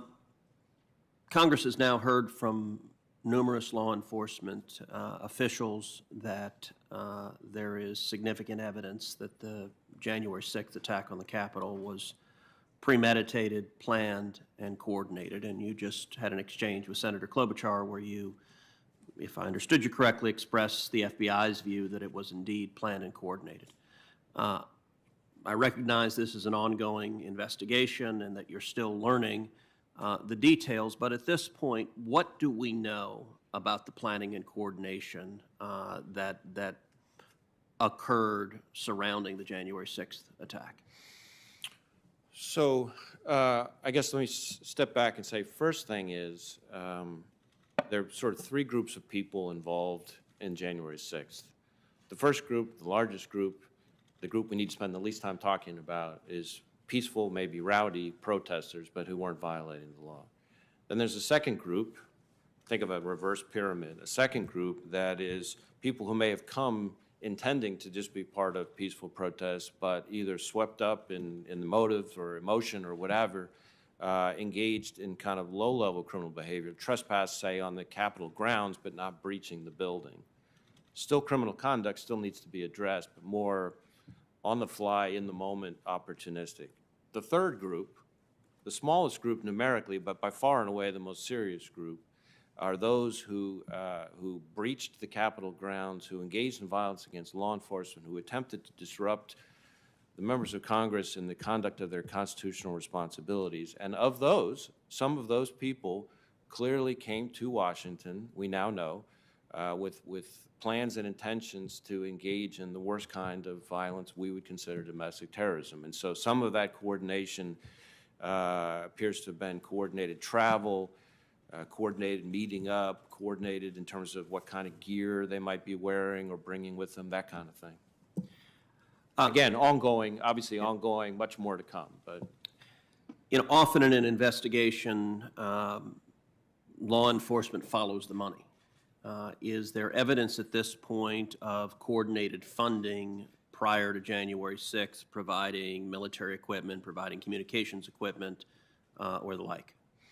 Certainly, that's a topic that we're looking at. I don't know that there's anything I can say right now in terms of funding or coordinated funding. There's been considerable discussion at this hearing also about the Norfolk report. At the time, how credible and reliable did the FBI consider the Norfolk report as an actionable piece of intelligence? Senator, my understanding is that our folks at the time viewed it as raw, unverified, and therefore of unknown reliability information. But because of the level of detail that was in it, and some of this is art, not science, unfortunately, in the world of intelligence, the judgment was that given the press of time, given the specificity in it, even though it sounded somewhat aspirational in nature and was unverified, the smartest thing to do, the most prudent thing to do was just to push it to the people who needed to get it. And as I said, that happened 3 different ways. You had a conversation with Senator Grassley about the death of Officer Sicknick, and there obviously is considerable interest and concern in the Senate and across the country as to the circumstances of Officer Sicknick's death. There have been conflicting reports about the circumstances of his death. You told Senator Grassley the FBI at this point is not in a position to confirm a cause of death. Is there any information that the FBI can share with the American people about what we know of the circumstances surrounding his tragic death? Although I certainly understand and appreciate the keen interest in it for all the reasons we've discussed, at the moment, other than to say the Capitol Police has, of course, categorized it, I think appropriately, as a line of duty death, there's nothing really that I can share right now. Certainly, I understand why it's very much top of mind for people, and I think it speaks well of the members of Congress that they're so interested in somebody who's lost his life protecting all of you. So as soon as we're in a position when the investigation has gotten to a stage where we can share information, we want to be able to do that. Now let's talk more broadly about domestic terrorism, because the riot on January 6th didn't come out of nowhere. And last year, the Department of Justice created a task force to investigate and understand the growth of political violence. The memo creating the task force states, amid peaceful demonstrations protected by the First Amendment, we have seen anti-government extremists engage in indefensible acts of violence designed to undermine public order. Among other lawless conduct, these extremists have violently attacked police officers and other government officials, destroyed public and private property, and threatened innocent people. Is that task force still operating? I know the work that the task force began is still ongoing. In the past year, we have seen massive rioting and violence as extremists, many of them leftist extremists, took to the streets across the country. In just 2 weeks at the end of May and early June, over 700 law enforcement officers were injured.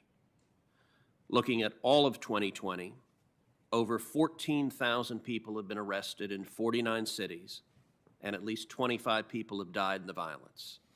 And it's estimated that the property damages from these riots could exceed $2 billion. What is the FBI doing to counter this ongoing pattern of domestic terrorism? So, Senator, certainly we tried to respond aggressively with our partners to the domestic violent extremism that we saw playing out in streets all across the country this summer. Most of that activity, a lot of that activity, I would say, fell in what we would categorize as anti-government, anti-authority violent extremism. Some of it is anarchist violent extremism, some of it is militia violent extremism, some of it might even be sovereign citizen violent extremism, but we saw a huge uptick in violent extremism in that broad bucket over the course of last year. And so we're trying to be aggressive with the tools that we have in terms of the charges we're bringing. We're trying to, as we talked about, frankly, in connection with January 6th, same thing for the summer. We're trying to look at sources of funding, planning, coordination, trying to learn more about tradecraft and tactics and things like that so that we can be better prepared to prevent it and feed information to our state and local partners so they can be better prepared to prevent it. As I think I said to Senator Grassley, last year we had 3 times the number of anarchist violent extremist arrests from, say, the prior year, I think it was, certainly more last year than the prior 3 years combined. We did see last year, as Senator Grassley noted in his opening comments, the first murder by an anarchist violent extremist last year in quite some time, certainly, which was the individual who in Portland killed a supporter of an opposing viewpoint. And then the individual in question, the violent extremist, was himself killed in a shootout as the marshals were trying to apprehend him. Thank you.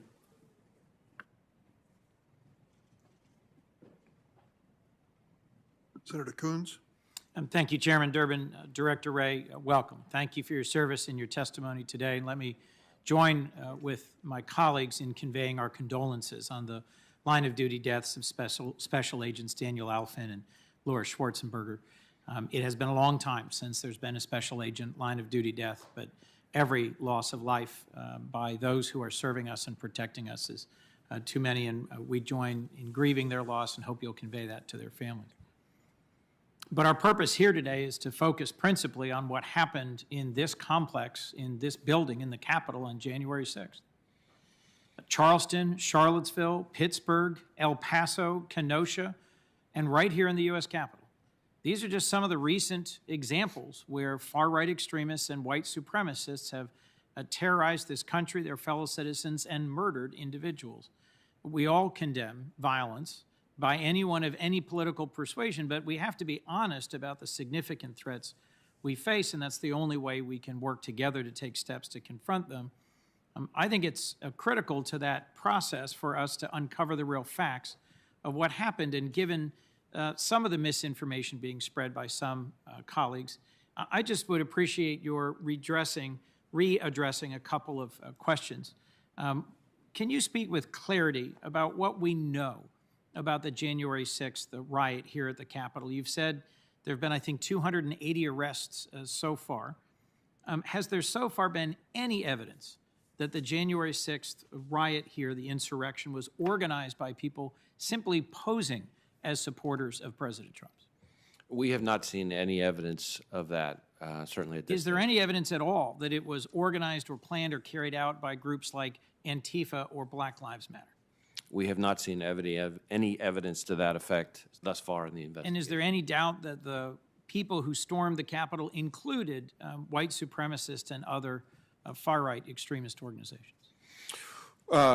There's no doubt that it included individuals that we would call militia violent extremists, and then in some instances, individuals that were racially motivated violent extremists who advocate for, the superiority of the white race. But the militia violent extremists is probably at the moment trending the biggest bucket, if you will. Well, you face challenges, we as a nation face challenges with extremists of all stripes, types, backgrounds, motivations. As the new chair of the Subcommittee on Privacy and Technology and Law, I'm concerned about how extremists have used social media platforms to organize and incite violence, and in some ways about how social media platforms work to accentuate or accelerate those who have extreme views and to potentially radicalize those who don't hold those views. I led a letter with 14 colleagues last November to Facebook raising concerns about the adequacy of their enforcement of their own policies against violence and incitement. Can you speak to the extent to which the January 6th attack on the Capitol was organized through social media platforms? So certainly social media on January 6th, as for the domestic violent extremist threat more broadly, has become a major factor, a catalyst, if you will. The increased speed, dissemination, efficiency, accessibility that it provides, it facilitates a greater interconnected nature in a more decentralized way. And so I sometimes say terrorism today, and we saw it on the 6th, moves at the speed of social media. And we try to work with social media companies to get them to more aggressively use the tools that they have to police their own platforms under terms of service, et cetera, and in particular to cooperate with us so that we can bring justice for those who hijack these companies' platforms to engage in some of the conduct we're talking about. And that's where you've heard a little bit about the encryption issue come up. That's an important part of this. We are moving in a direction. We saw it on the 6th, and we're seeing it more and more every day in this country, where violent extremists, just like other bad actors, are taking advantage of encrypted platforms to evade law enforcement. And the social media companies and the technology companies are moving more and more in a direction where if we don't come up collectively with some kind of solution, it's not going to matter how bulletproof the legal process is or how horrific the crime is or how heartbreaking the victims are. We will not be able to get access to the content and the evidence that we need to protect the American people. And then I think we will all rue the day. Well, Director, this area raises a lot of very complex questions of civil liberties, of individual rights, fundamental rights to free expression. But I am also concerned about ways in which online disinformation and conspiracy theories lead to radicalization and help pave the way for this particularly tragic event in the history of our democracy, and how some of the ways in which social platforms are structured, social media platforms are structured to accelerate the spread of disinformation. How policymakers and platforms confront these issues are going to be complex, and I look forward to working with you to get the facts as the FBI develops them about what happened on January 6th. Two last questions, if I might. My colleague, Senator Whitehouse, asked about responding to outstanding requests for information, and I agree. Some of the stonewalling that we saw by a number of agencies over the previous administration isn't acceptable. Can you just reassure me the FBI will be as responsive as possible to information requests from this committee? Absolutely. It's my strong view is that you all have an important key function to perform in terms of your oversight of the FBI as with other agencies. And it pains and frustrates me when we're not able to be as responsive as you need us to be. And I commit to doing my best to see if we can work with you all to get better on that front. Thank you. Last, Senator Feinstein asked you a series of questions about the record number of NICS denials last year. This is when someone goes in, tries to buy a gun, gets run through the background check system, and is denied. They're a person prohibited, often because they're a convicted felon.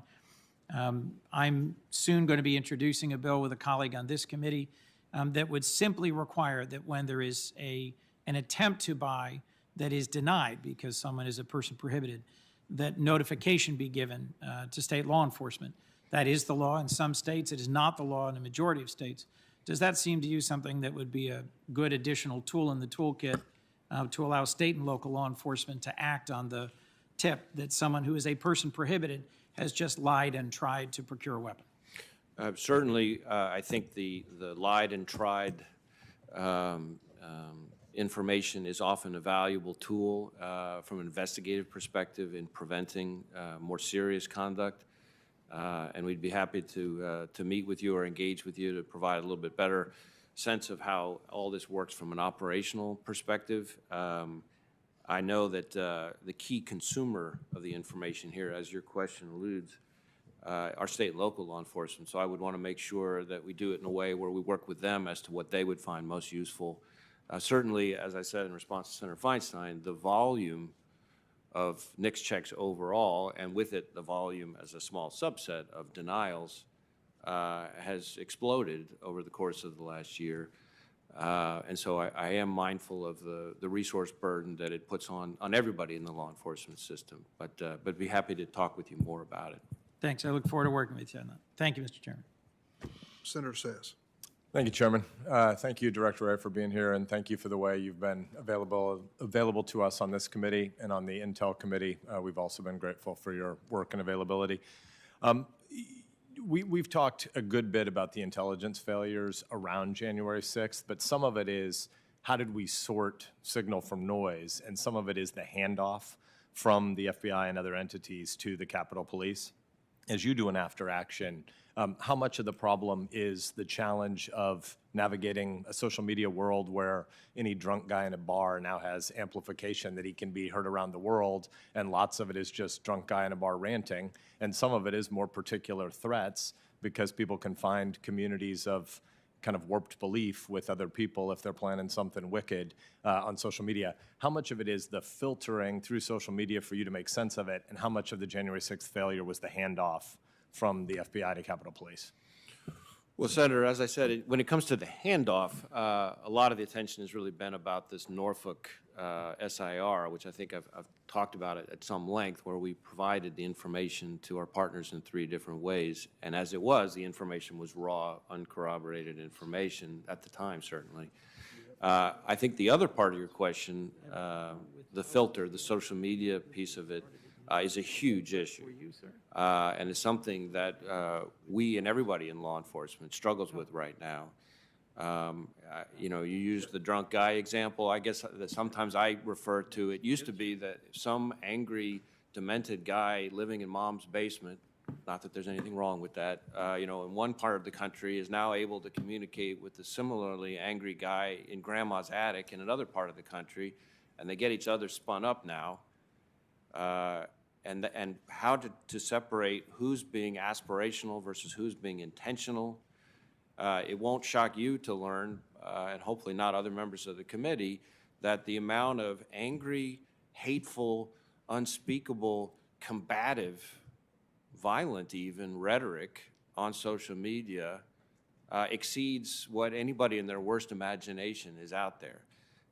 And so trying to figure out who's just saying, you know what we ought to do is X, or everybody ought to do X, versus the person who's doing that and actually getting traction and then getting followers. And of course, that's assuming they're not communicating through encrypted channels about all that stuff, is one of the hardest things there is to do in today's world with the nature of the violent extremism threat we face. Social media companies play a huge role in helping us with that, but you often hear us say, if you see something, say something. To me, the refinement here would be if Americans see something on social media that seems to have crossed that line, they need to say something, because that's going to be our best source of information to prevent this. So it's helpful. I've heard from Nebraska law enforcement before. At one level, they don't really know what to do with if you see something, say something, because it's not clear exactly where they hand that information. So let's talk a little bit more about the handoff between state and local law enforcement, as Senator Coons was, and the Bureau, but also between technology platform content moderation and the Bureau. But first, just inside the Bureau, give us comfort that we're getting a lot better at this, because I don't think we're giving you enough resources to get the right kind of new human capital you're going to need, but I'd love to be wrong. So go from 3 years ago to a year ago to today, and a day to a year from now. How are we getting better at filtering signal from noise, and what kind of new human capital are you hiring that should give us confidence that we're going to get better in this world that is exploding with lots of online rant? Well, certainly there's a number of things we're trying to do to get better, and I think we are making progress, but all of it, as you referenced, requires resources. So there's a data analytics piece because the volume is so significant that we need to get better at being able to analyze the data that we have, to do it in a timely way, to separate the wheat from the chaff.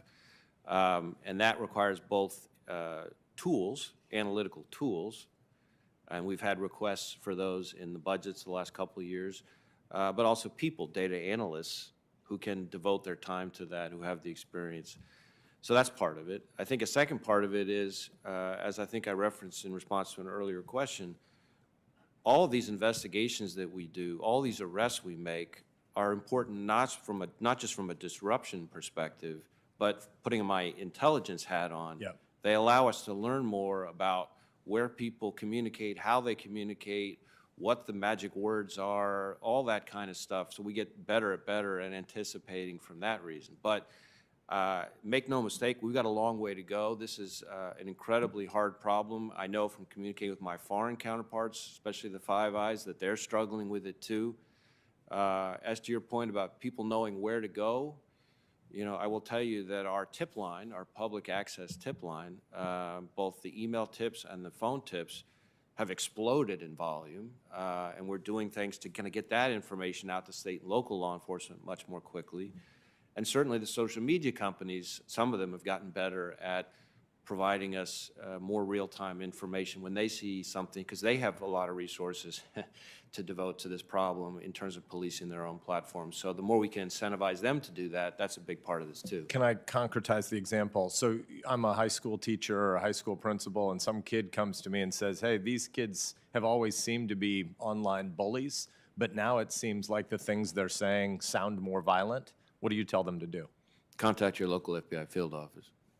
So it is FBI, it's not your local police department? Well, I think they could also contact state and local law enforcement. We all now work so closely together that I think we view a call to one as a call to us all. If we get the information, we're 9 times out of 10 going to be pushing it to state and local law enforcement as quickly as we can. We do a lot of outreach to the high schools like you're talking about, meeting with teachers, meeting with students, meeting with parents, to try to get them to understand better what to be on the lookout for, what might be that indicator. Because the one thing we know, whether it's any kind of domestic violent extremism we've talked about here this morning, or frankly just the horrific active shooter, school shooter situation, is that when you look back on the path to the key moment, almost every single time there was a friend, a family member, a neighbor, a classmate, a coworker, somebody who knew the person well enough to know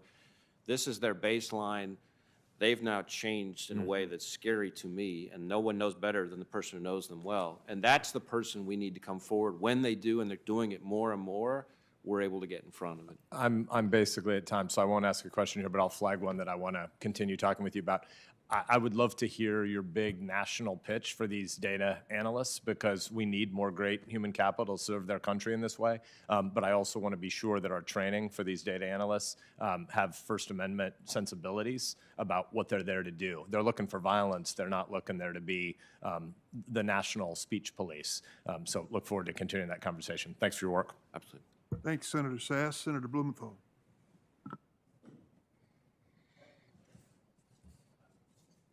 Thank you, Mr. Chairman, and thank you, Director Wray, for being here today. And I want to join in expressing my condolences for the loss of those 2 agents, and my thanks to the thousands of agents who work day in and day out to make America safer. When you last appeared before this committee in July of 2019, I expressed my concern that Donald Trump's attacks against members of Congress and his other rhetoric, quote, might ignite white supremacists and nationalist organizations and encourage hate crimes, end quote. And I asked you whether you were concerned about the increasing number and intensity of his attacks on public officials and what the FBI was doing both proactively and responsively about them.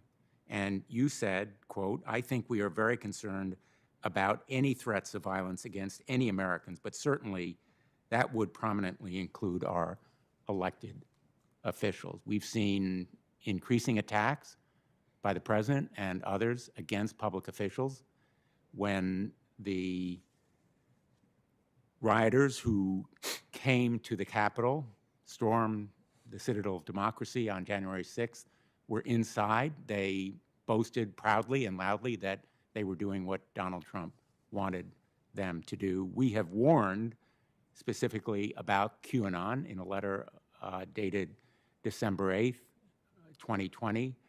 A number of us, members of the Senate, warned that QAnon specifically was a threat. I would like to ask you whether the threat posed by QAnon, and as you well know, adherents of QAnon were among the rioters very prominently who stormed the Capitol, whether the continuing threat is worsened when prominent elected officials, including members of Congress, endorse the QAnon theory. Well, certainly we are concerned about the QAnon phenomenon, which we view as a sort of loose set of conspiracy theories, and we've certainly seen domestic violent extremists of the sort that you're describing who cite that as part of their motivation. So that's something that we do. But I apologize for interrupting. As you know, my time is limited. When members of Congress, as has happened, endorse the QAnon theory, doesn't it worsen the threat of violence? Well, again, our focus is on the violence and on the plans to commit violence, on the threats to commit violence. It's less on the rhetoric and the ideology. Obviously, the folks who engage in this kind of violence draw inspiration from a variety of sources, and we're concerned about any source that stimulates or motivates violent extremism. Well, I'll follow up in another setting, but I am frankly disappointed that you're not discouraging one of the sources of incitement, which is prominent public officials endorsing a theory that in turn resulted in storming the United States Capitol. Let me turn to hate crimes. Hate crimes are underreported. We're seeing a rising trend of hate crimes, particularly directed against Asian American Pacific Islanders. I have a bill called the No Hate Act that would require more reporting, provide both incentives and requirements. Wouldn't you think that kind of measure is a good idea?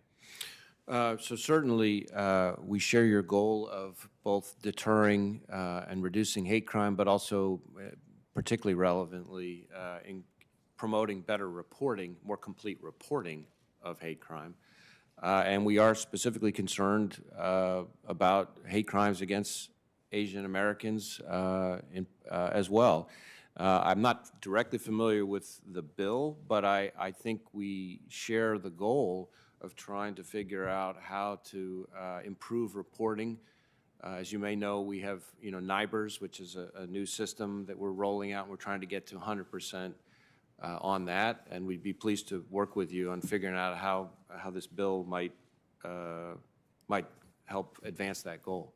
Well, the No Hate Act would, in fact, lead to better reporting. If 87% of hate crimes are unreported now, that is a searing indictment of the present system. We need to know more, and particularly about Asian Americans and Island Pacificers being victims of them.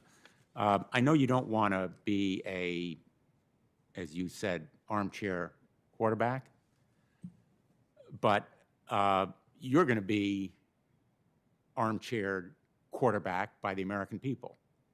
And I think the American people listening to these past 10 days of hearing and knowing how much information there was out there on social media, in other forums, about these thugs and rioters coming to Washington, organized groups, 3%ers, Proud Boys, and others, are wondering why didn't the FBI sound the alarm? I know there was a communication through that threat assessment. I know you've talked about the agencies that were hearing that assessment. But here we have the United States Capitol, where a key function of democracy, enabling the peaceful transition of power, was taking place, and a threat of violence and even death to them. Why didn't you go to the Gang of Eight? Why didn't you sound the alarm in some more visible and ringing way? Well, Senator, I guess a couple things. One, over the course of 2020, we repeatedly put out intelligence products on this very issue. Domestic violent extremism specifically tied to the election, domestic violent extremism specifically tied to the election and continuing beyond the election up through the inauguration, and specifically in December of 2020. In addition to that, in connection with the one piece of raw intelligence that's been discussed so much here today, we did pass that on to the people in the best position to take action on the threat, not one, not two, but 3 different ways. Now, more broadly, in terms of what's out in social media, as a number of the questions here today have elicited, I think it highlights, and your question highlights, one of the most challenging jobs for law enforcement in today's world with social media. There is so much chatter, often unattributed to somebody in a neatly identifiable way, where people are saying unbelievably horrific, angry, combative things, using language about beheading and shooting and explosives and all kinds of things like that, and separating out which ones are getting traction, which ones reflect intention as opposed to aspiration, is something that we spend an enormous amount of time trying to do. Sometimes we don't have the luxury of time and the ability to make those judgments. I can assure you that, as I said, I think to Senator Klobuchar, my standard is we're trying to bat 1,000. We want to thwart every attack. And anytime there's an attack that's not thwarted, we and our partners want to make sure that we figure out how to do even better at preventing that. We're pleased that the inauguration, for example, went smoothly, notwithstanding threats and chatter that we were seeing, not just here in the National Capital Region, but against state capitals all across the country. And our focus was on engaging with all of our partners, our state and local partners. I did a conference call with like 1,000+ police chiefs from around the country about the state capitals. That's the kind of thing we were doing to try to make sure that we're doing the grind, the hard work to get in front of the threat, and we're going to keep working at it every single day. I understand your response. What I don't understand is why this chatter, raw intelligence, didn't prompt a stronger warning, an alarm, going to the very top of the United States Congress, because clearly the United States Congress was under severe threat. Thank you, Senator. Thank you, Mr. Chairman. Senator Hawley. Thank you, Mr. Chairman. Director Wray, thanks for being here. Can I just go back to a series of questions that Senator Lee asked you? He asked you about the geolocation and metadata aspects and gathering related to the gathering of metadata, that is, related to your investigation into the January 6th riot. You said you weren't familiar with the specifics. Can I just clarify your responses to him? So when you say you're not familiar, are you saying that you don't know whether or not the Bureau has scooped up geolocation data, metadata from cell phone records from cell phone towers? Or do you not know, or are you saying that the Bureau maybe or maybe hasn't done it? Just tell me what you know about this. So when it comes to geolocation data specifically, again, not in a specific instance, but just even the use of geolocation data, I would not be surprised to learn, but I do not know for a fact that we were using geolocation data under any situation in connection with the investigation of the 6th. But again, we do use geolocation data under specific authorities in specific instances. Because this is such a sprawling investigation, that would not surprise me. When it comes to metadata, which is a little bit different, obviously, than geolocation data, I feel confident that we are using various legal authorities to look at metadata under a variety of situations. But again, the specifics of when, under what circumstances, with whom, that kind of thing, I'm not in a position to testify about with the sprawl and size of the investigation, and certainly not in a congressional hearing. What authorities do you have in mind? You say that you're using the relevant authorities. What authorities are they? Well, we have various forms of legal process we can serve on companies that will allow us to get access. And that's been done? Well, we're using a lot of legal process in connection with the investigation, so yes. But specifically serving process on companies invoking your various legal powers to get data from companies, that's been done in the case of gathering this data? In gathering metadata, again, I don't know the specifics, but I feel confident that has happened because metadata is often something that we look at, and we have a variety of legal tools that allow us to do that under certain circumstances. What about the cell tower data that was reportedly scooped up by the Bureau on the day during, in fact, while the riot was underway? What's happened to that data? Do you still have it? Has it been retained? Do you have plans to retain it? Again, whatever we're doing with cell phone data, I'm confident we're doing it, in conjunction with our appropriate legal tools and working with prosecutors. Here's what I'm trying to get at, and I think it's what Senator Lee was trying to get at. How are we going to know what you are doing with it, and how are we going to evaluate the Bureau's conduct if we don't know what authorities you're invoking, what precisely you're doing, what you're retaining? I mean, this is, you said to him repeatedly you weren't familiar with the specifics. You've now said it to me. I don't know. I'm not sure how this committee is supposed to evaluate anything that the Bureau is doing. You're basically saying just trust us. I mean, how are we going to know? Do we have to wait till the end of your investigation to find out what you've done?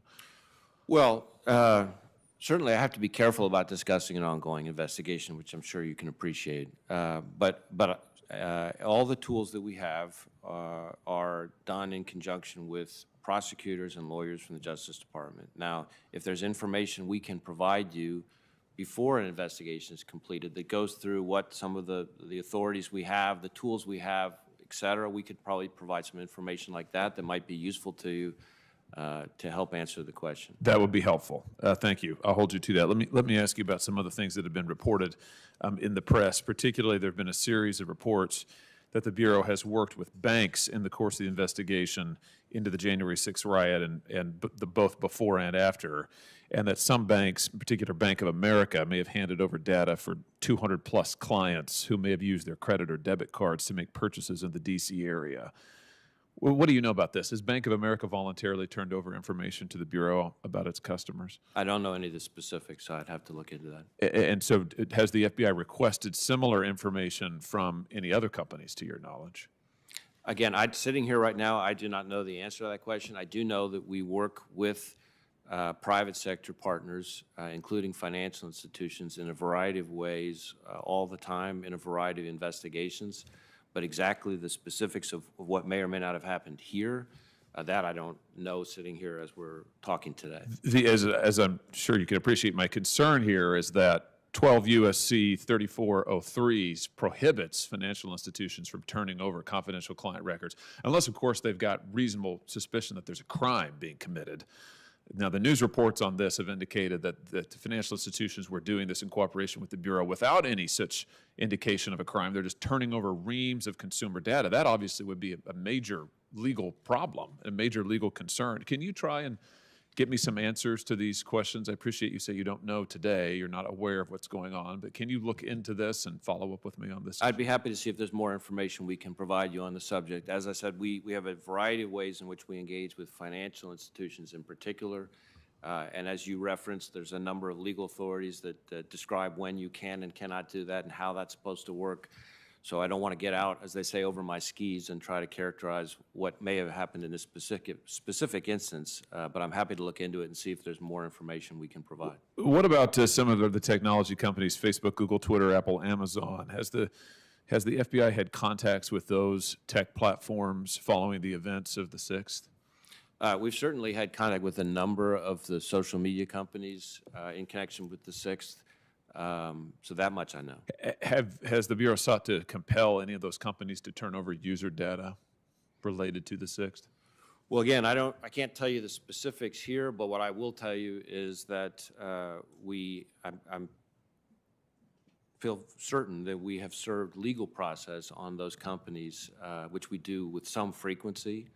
and we have received information from some of those companies. And whether that's true of every single one of the companies you listed, I can't say for sure, but I suspect it is because we work with the social media companies quite a lot. Are you aware of any of the companies voluntarily turning over data to the Bureau in relationship to the events of the 6th?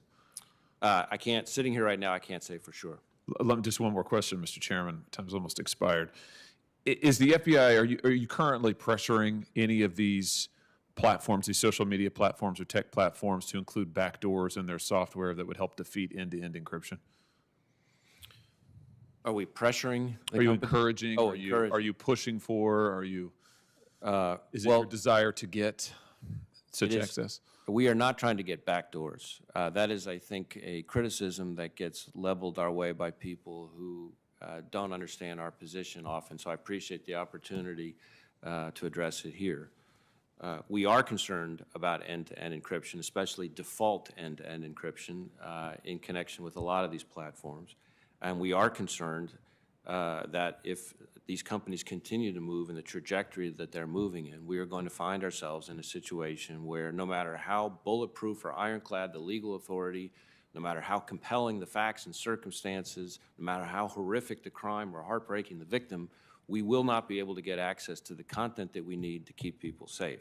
What we have been suggesting, and the cryptologists and cryptographists that I talk to say this is doable, is for the companies themselves to build in a way to have legal access when confronted with the proper legal authority so that they can get access to the information and provide it in response to a warrant or a court order. We're not going to have a key. We're not asking for a backdoor. That's a myth, an urban legend that has been directed our way.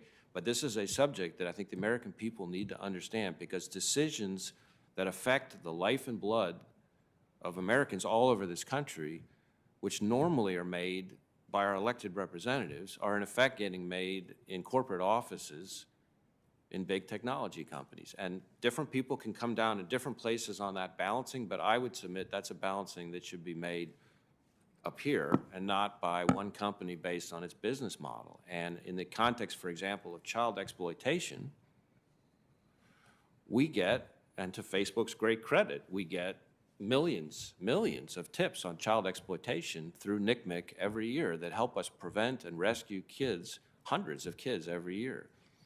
If they move forward in the direction they're moving in, which is the direction, by the way, that Apple already went, we're going to be in a position where those tips, those leads, that content, that information will drop into the abyss. So the tips will be gone. The victims, all those kids will still be out there. The pedophiles that are exploiting them, they'll still be out there. The only thing that will be different is that neither the company nor we in law enforcement will know who they are, where they are, or what they're doing. And I don't think that's a situation that we want to find ourselves in. So we would welcome the opportunity to work with the companies, perhaps encouraged or incentivized through Congress, to get to a situation where we can balance strong cybersecurity, absolutely. It's a key part of our mission as well at the FBI, along with strong flesh and blood security, especially for America's children. Thank you, Senator. Senator Hirono is on remote. Can you hear me, Senator? Yes. Thank you, Mr. Chairman. Director Wray, excuse me, Director Wray, following the January 6th insurrection, you and other senior law enforcement officials were missing from public view, and the people who were providing the briefings to the public were the DC acting U.S. attorney and the assistant director of the FBI's Washington field office. I hope you agree that at a time like this, it would be very important for high-level law enforcement people like you and others to have briefed the public to limit the spread of misinformation about what happened and who was behind what happened. Wouldn't you agree? Certainly, I agree it's important to prevent misinformation as much as we can, consistent with our legal responsibilities. And part of the misinformation that happened was that, and you've testified, that so far there is no evidence of fake Trump supporters committing or provoking violence during the January 6th riot at the Capitol. That's part of the misinformation that got out. Were you aware of these false claims? Well, certainly along the way, we've seen a whole variety of claims from a variety of people about the investigation into the January 6th attack, just like with a lot of other high-profile attacks. Whether I can recall exactly when the first time I've heard that specific claim, I don't know for sure. This is part of the kind of false information and narrative that got out, blaming others such as Antifa for what happened. So that is why I think it is really important for you and others like you to be out front. You've been asked some questions about hate crimes, and you acknowledge that there is a rise in hate crimes against the AAPI, Asian American Pacific Islander community. Wouldn't you agree that calling the COVID-19 the Kung flu or the China virus adds to the kind of targeted hate crimes that we are seeing a rise against the AAPI community? Well, I don't know that it's really my place as FBI director to start weighing in on rhetoric, but I can assure you that that's not language I would ever use. And hate crimes against Asian Americans and Pacific Islanders is something that we are concerned about. We take very seriously. We are investigating where we have facts sufficient to do that. We're also engaged in a variety of forms of outreach to the public. I think we've done, 60 plus training or liaison events with the Asian American Pacific Islander community since just March of last year. We've put out intelligence reports to our partners about hate crimes against that community in particular, and it's something we take very seriously. I commend you for working with, I assume, local and state and local law enforcement entities as well as community advocacy groups to deal with the rise in hate crimes against Asian Americans. And in fact, just a few weeks ago, there were lethal attacks on, there seems to be a targeting of senior Asians. And so lethal attacks in San Francisco and in New York, knifings, these are totally unprovoked attacks.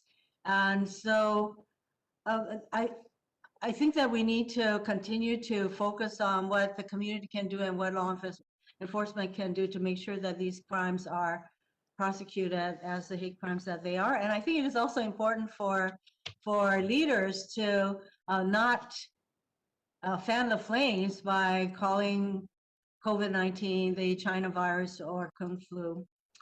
You also testified, and you were asked some questions about the role of social media by these extremist groups.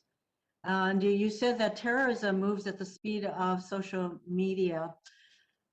Senators Warner, Klobuchar, and I recently introduced the Safe Tech Act, which would pull back Section 230 immunity from tech companies for things like civil rights violations and wrongful death suits.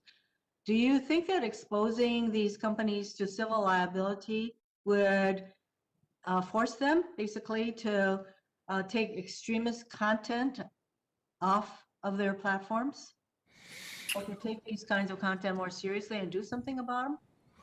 Well, Senator, I want to be careful not to get out ahead of the rest of the administration and weighing in on specific pieces of legislation. But having said that, I think there are a few things I could say. One is, while the immunity under Section 230 has obviously helped the evolution of the social media industry, it's also allowed it to avoid a lot of the burdens and risks that other brick and mortar companies have had to face. And it means that important decisions that affect many aspects of society that would normally be made by the people's elected representatives are now being made in corporate offices in the industry. And so while I can't comment on specific legislation, I certainly can tell you that I see the value, maybe is the best way of putting it, of incentivizing online platforms to address both illicit content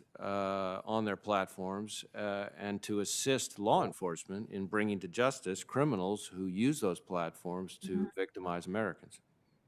And then there is also the concern that as entities such as Facebook and Twitter do more to control modify this kind of content, then this could encourage, drive the extremists to use encrypted platforms like Telegram and Signal. So that's another area that we're going to need to address. I wanted to turn briefly to your testimony that identifies lone wolf actors as a concern for you. And I think that with regard to lone wolf actors, we need probably a whole of society approach. So what can we all do to deal with the problem of lone wolf extremists? So I appreciate the question. We do consider that the lone actor.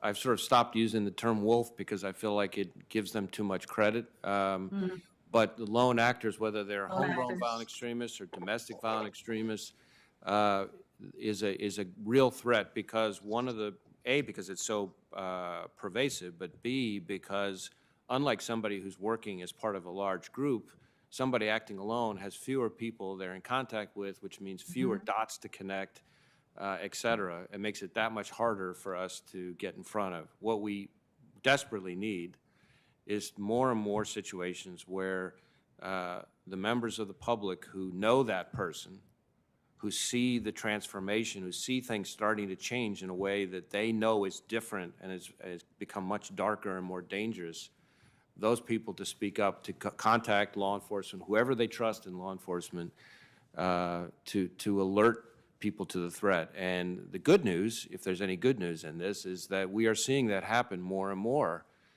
in this country.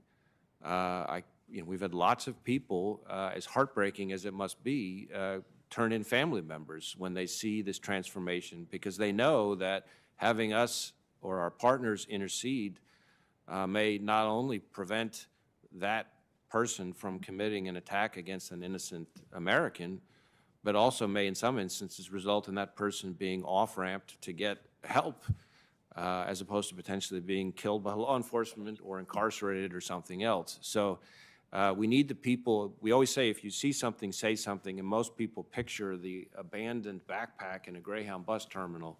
Obviously, we want people to see something and say something there. But we also need people, if they see something about somebody, to say something. And the more of that we can have, and the more members of Congress as key voices in their communities, in your home states, can encourage people to do that, that's one of the key weapons we have as a country, to use your phrase, a whole of society defense against this threat. Thank you. Thank you, Mr. Chairman. Senator Cotton. Director Wray, welcome. First, I want to say I was deeply saddened by the loss of Special Agents Dan Alphen and Lauren Schwarzenberger, and I want to extend condolences to their families and to the agents who work with them and the entire Bureau. My wife and I know many of your agents across the country, and we're extremely grateful for the work they do to keep our community safe. I want to turn to some of your written testimony. You say that the FBI assesses homegrown violent extremists as the greatest, most immediate international threat to the homeland. These extremists are U.S.-based individuals located in and radicalized primarily in the U.S. who are not receiving individualized direction from global jihad-inspired foreign terrorist organizations, but are inspired largely by ISIS and al-Qaeda to commit violence. So what you're saying there, Director Wray, if I understand it correctly, is that dangerous though the threat is from other kinds of extremists like racial supremacist groups or anarchist groups, the most dangerous threat we have in the country from extremism remains jihadists. Is that correct? Well, I think the key word there was international. I don't have the written statement for the record in front of me, but what I would say is we view, maybe step back, what we view as the most dangerous threat to Americans today is largely lone actors, some cases small cells, if you will, largely radicalized online, already here in the United States, attacking soft targets using crude, readily accessible weapons, motivated either by jihadist inspirations or by a variety of domestic inspirations. So we have the HVEs, the homegrown violent extremists, which are the jihadist-inspired, and we have the DVEs, the domestic violent extremists, who are inspired by domestic sources. That bucket, which have a lot in common with each other, is the greatest threat the greatest terrorism threat we face as a country. Okay. I want to turn to another kind of potential terrorist threat. We talked a lot here about domestic terrorism. Obviously, international terrorism remains a serious threat. An important part of the federal government's counterterrorism work remains trying to prevent foreign terrorists from reaching our shores. Is that correct? Yes. And part of the screening process is checking our own criminal record and terrorism databases, but it does rely heavily on foreign governments, both providing us with data about criminal terrorist ties and also to document security practices so terrorists can't obtain fake IDs. Is that correct? Certainly, that's a part of kind of hardening our homeland defense, if you will. And your predecessor testified to Congress in 2015 that without cooperation from those governments, if a terrorist is not already in our own databases, we could, quote, query our database until the cows come home, but there will be nothing to show up, end quote, unless foreign governments work with us. Is that still the case? Certainly, we depend heavily on cooperation from foreign governments to make that kind of defense effective. Let's turn to a few of those foreign governments. Is it still the case that Syria and Iran are both nations that share little, if any, information with the United States about potential travelers or immigrants coming to our country? I will confess that I'm not sure I know the answer sitting here today, but I would be flabbergasted if the answer were anything other than yes, it's still the case. Still the case that Syria and Iran, I'm sorry, that Libya and Syria are both countries that lack effective control over significant parts of their territory and therefore cannot provide information from people coming from those parts of their country? I believe that to be the case. What about Myanmar, also known as Burma, where there was a military coup last week? Is it true that the United States now faces serious obstacles to vet individuals coming from Burma? I'm not sure I know the answer on Burma, but I suspect the answer is the same. And finally, in this rogues gallery, what about North Korea? Is it true that North Korea remains uncooperative in providing us information about North Korean nationals that might try to come to the United States? I have rarely heard North Korea come up in the context of cooperativeness. Thank you. I just want to note before we close on this topic that all of those nations, Syria, Iran, Libya, Burma, and North Korea, were among the nations from which President Biden lifted travel restrictions by executive order on his very first day in office without any plan in place to improve security for those travel situations. Each of them represents a real threat to the United States. I want to turn to another kind of threat we face, which is crime and gang violence in particular. Unfortunately, both drug trafficking and violent crime are now on the rise in the United States. Are street gangs driving a significant part of violent crime on streets across America?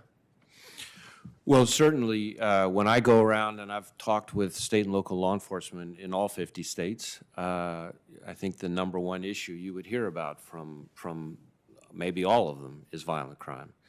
What it drives it in each city, state, town is different, but it's not just the national gangs, you know, the MS-13s, the 18th Street gangs, et cetera. A lot of times it's the neighborhood gangs that are really top of mind when you talk to chiefs and sheriffs around this country. Yeah, and those gangs of whatever type, they often use violent crime as a way to expand their territory and exert more control, so then they can seek money-making enterprises like drug trafficking or prostitution, property crimes like robbery. Is that? Yes, yes. So let's talk about MS-13 since you raised it. MS-13 has gained notoriety for some particularly brutal crimes across the country in recent years, and they continue to expand their influence in the United States. Is that right? Well, I know we've made significant strides against MS-13 over the last, 18 months or so, but it is a very significant gang threat, and the brutality, the savagery, and the level of kind of organization that exists there is something that has to be taken extremely seriously. And it remains primarily a Central American and especially an El Salvadoran gang. Is that correct? Well, certainly from the triangle, the so-called triangle, but yes, El Salvador is one place from which a lot of them come. They don't exactly hand out membership cards, I'm sure, or have a membership directory. Unless they're named by another gang member, do you still use methods like gang tattoos to identify who belongs to MS-13? That would be one piece of information that would be relevant. We're obviously talking to human sources, witnesses, informants, collecting information from partners, et cetera. And then I know that your Safe Streets task forces and your National Gang Intelligence Center and other units often work together with the Department of Homeland Security and with state and local law enforcement to find and to prosecute and deport these gang members. In your professional opinion today, is Immigration and Customs Enforcement deporting too many or too few MS-13 gang members? Well, I don't know that I've tracked the deportation rate related to MS-13 members. When we come across MS-13 members in this country, our focus has been on locking them up and putting them in federal prison as much as we can, which is where we'd like to have them. In addition to the units that you listed off, I think correctly, I would also cite our TAG, our transnational group, which is a task force that we have in El Salvador, because we actually have pretty effective results with U.S. law enforcement working with El Salvador law enforcement, and to a somewhat lesser extent the other two countries in the triangle, to take down some of the MS-13 members in their home country as well. So it's the two pieces together. So I can't say, sitting here right now, anything about the immigration posture, but certainly when we find MS-13 gang members here, we want to put them in orange jumpsuits where they get to spend a lot of time in our prisons. Thank you. Well, when it comes to MS-13, it won't surprise you to know that I support the lock 'em up policy, but I also support the deport 'em policy. Thank you, Senator Cotton. Director Wray, hello. I know it's been a long day, and I appreciate you. You're on the very tail end of the questioners, so I appreciate your endurance. I first just want to associate myself with maybe not the heat that you received from Senator Whitehouse, but definitely the spirit of what he was talking about. And I appreciate your commitment to meet his concerns, which are concerns I've heard on both sides of the aisle. It's very hard to play our role, our constitutionally mandated role, if we don't have the information to do the oversight of your agency. So I do appreciate your commitments. I also want to join what is, I think, as you've seen, a really bipartisan condolences for the loss of Daniel Alfin and Lauren Schwarzenberger. That is the greatest sacrifice anyone can make for this nation, which is to die in the line of duty in protecting others. I'm aware that there are other officers that were injured, other agents that were injured. I hope they're recovering well. They are. I had the opportunity the morning after the shooting to go down, not just to meet with Laura and Dan's families, but also to visit the hospital. And happily, I think the 4 injured agents should make a full recovery. Well, would you please express from the entire committee not only our condolences to the families, but our robust concern for their recovery and their well-being, and should they need anything, you obviously have allies here in their well-being. Thank you, Senator. You and I've had a treasured conversation, frankly, to have you showed me the honor of coming to visit me before you were sat with me in my office before you stepped into that job, and I really appreciated our conversation about the challenges we still have in this country around racial issues, and the urgency for the FBI, which has abused its power before, whether it's investigations of Martin Luther King or other ways, to really set an example for the largest driver in many ways, as we pledge allegiance to this flag, this driver towards being a just nation. I just want to ask you, though, about your team. We know that diverse teams are better. Everybody from Harvard Business School to every top business consulting agency has shown study after study that diverse teams are stronger teams, but especially ones in law enforcement that have such a mandate that you have. Having diversity is really important. And so I guess my first question is how diverse is the FBI's workforce now in terms of gender, religious, and racial diversity? So, Senator, this is a topic that, as you may recall from our prior visit, is very important to me personally, and something I've tried to make as a priority. We're addressing it in a variety of ways, but in terms of results, there is, I guess I would characterize it as cautiously optimistic. So on the racial diversity front, our special agent class has been more diverse with each year over the past few years. In each case, more certainly than the diversity percentage of the workforce that exists. And this year, which I think is a bright spot, the racial diversity of our applicant pool is much higher than it was in years past. On gender, much the same. Applications, the diversity of applications is up significantly. The diversity, gender diversity of our Quantico classes is up. I've set aggressive targets for our field offices, and those targets are, for the most part, being exceeded. So we're doing a number of things to try to address the issue. We have what we call diversity agent recruitment events, which were easier to do pre-COVID, but that a lot of times I would go to in different parts of the country myself and speak at. We have a very encouraging project we've started with 300 Entertainment that's focused on historically black colleges and universities and trying to improve our recruiting pipeline there. And can I maybe just ask you, could you share that data with the committee of the progress that you're making?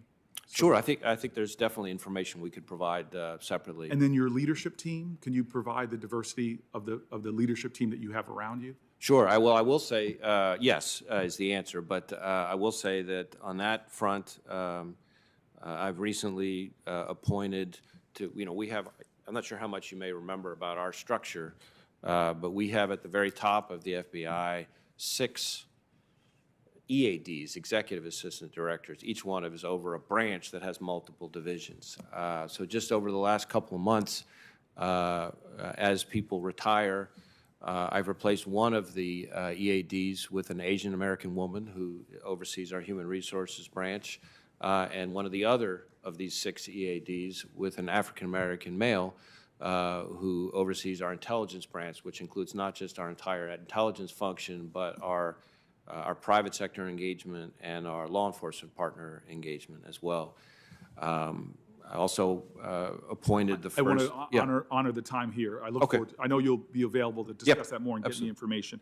In the minute or so I have left, I think a lot of the questioning has been very illustrative of a lot of the challenges we face, and I appreciate that from members of both sides of the dais here. I just wanted to drill into something.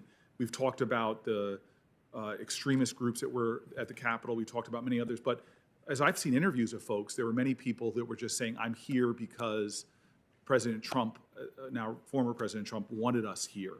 And it seemed that this lie that was told over and over again, that many people felt like that their government had betrayed them, that the courts, and after court case after court case, that Republican official after Republican official were all just dead wrong, really believed in the lie, and felt like they were left with no choice but to try to stop the peaceful transfer of power. And so I guess I just ask to begin with is that Attorney General Barr said that he had, quote, not seen fraud on a scale that could have affected a different outcome in the election. Do you agree with Attorney General Barr's statement that there is absolutely no evidence of voter fraud that could have changed the outcome of the 2020 presidential election? I agree with Attorney General Barr. And to be crystal clear on this, as FBI director, these would be federal crimes, you're aware of no evidence of widespread voter fraud in the 2020 presidential election, correct? We are not aware of any widespread evidence of voter fraud, much less that would have affected the outcome in the presidential election. All right. Well, I have great respect for Senator Kennedy, and I see him as a friend. I'm not going to abuse the incredible power that Dick Durbin has given me right now, although power is going to my head, but I'm going to police myself and defer to the good Senator Kennedy. Thank you, Mr. Chairman. I didn't hear you. Did you call me? I called you Mr. Chairman. Thank you, sir. Thank you, sir. That sounds very good. Thank you again, Mr. Chairman. Mr. Director, I've listened from my office to your testimony today. Tell me who had the authority to call out the National Guard on January 6th? My understanding is that the decisions to call out the National Guard, in one sense, are the responsibility of the Secretary of Defense, but in another sense, have to be. Mr. Director, I'm sorry to interrupt you, but I think we can agree that the FBI had credible information that there was likely to be violence on January 6th. Can we agree on that? Well, I don't know that we had assessed its credibility. We certainly had information that was concerning about the potential for violence in connection with the January 6th events. And as we discussed here this morning, Right, one piece of information that was most specific that I'm aware of was passed, quite Well, quickly. based on that information, I'm sorry to interrupt, but we just keep nibbling at the edges and dancing around the issue. And I understand, I'm not asking you to throw anybody under the bus, Chris. I get it. But we need to find out what happened. Now, if you were king for a day, based on the information that you had, maybe not at the time, but later on, would you have called out the FBI? I mean, the National Guard? Senator, as you said, I really want to be careful not to be armchair quarterbacking others. I think the National Guard, we have seen, can play a very important role in crowd Excuse me control. for interrupting. Yeah. Boy, I sure, I'm not trying to be rude, but my time's limited. Well, who made the call not to, based on your information, who made the call not to call out the FBI, whether they should have or shouldn't? Not to call the FBI? I'm sorry, I'm tired. The National Guard. Well, I would defer to others who are more involved in that discussion, but from what I have heard, what I have read, my understanding is that at one stage of the process, the local government was of the view that it did not need the National Guard's assistance. Who do you mean by the local government? The mayor? Yes. So the mayor didn't call out the National Guard? At the beginning. What do you mean by the beginning? Well, in the day or two leading up to the 6th. Okay. Then as to exactly how it played out on the 6th itself, I understand I'm not that, as but sure about. Yeah. I mean, clearly, our people were overrun by the nut jobs. So we're making progress here, okay? So the mayor or the city government decided not to call out the FBI, the National Guard ahead of time. What about the House Sergeant at Arms? I don't know what role the House Sergeant at Arms played with respect to the National Guard. Okay. How about the Senate Sergeant? Same answer. Okay.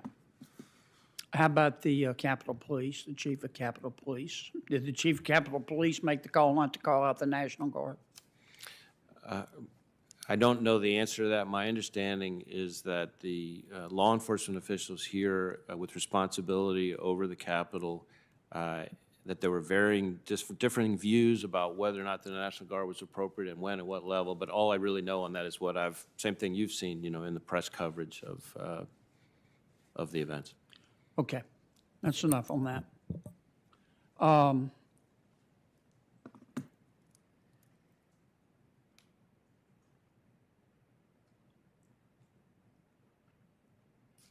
I listened to your comments about diversity, and I thank you for your good work there. I think any fair-minded person has to conclude that diversity is a strength, not a weakness.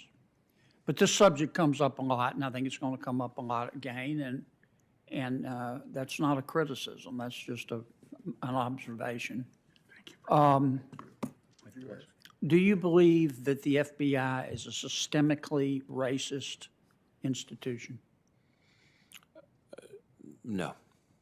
Now, having said that, I do believe the FBI needs to be more diverse and more inclusive than it is, and that we need to work a lot harder at that, and we're trying to work a lot harder on that. Do you believe that the FBI is a systemically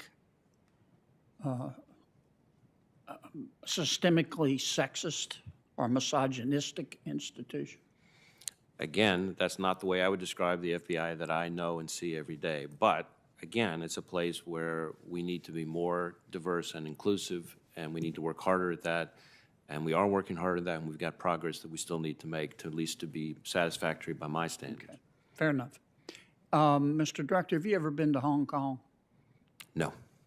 Wonderful place, wonderful people. The Chinese Communist Party is destroying it.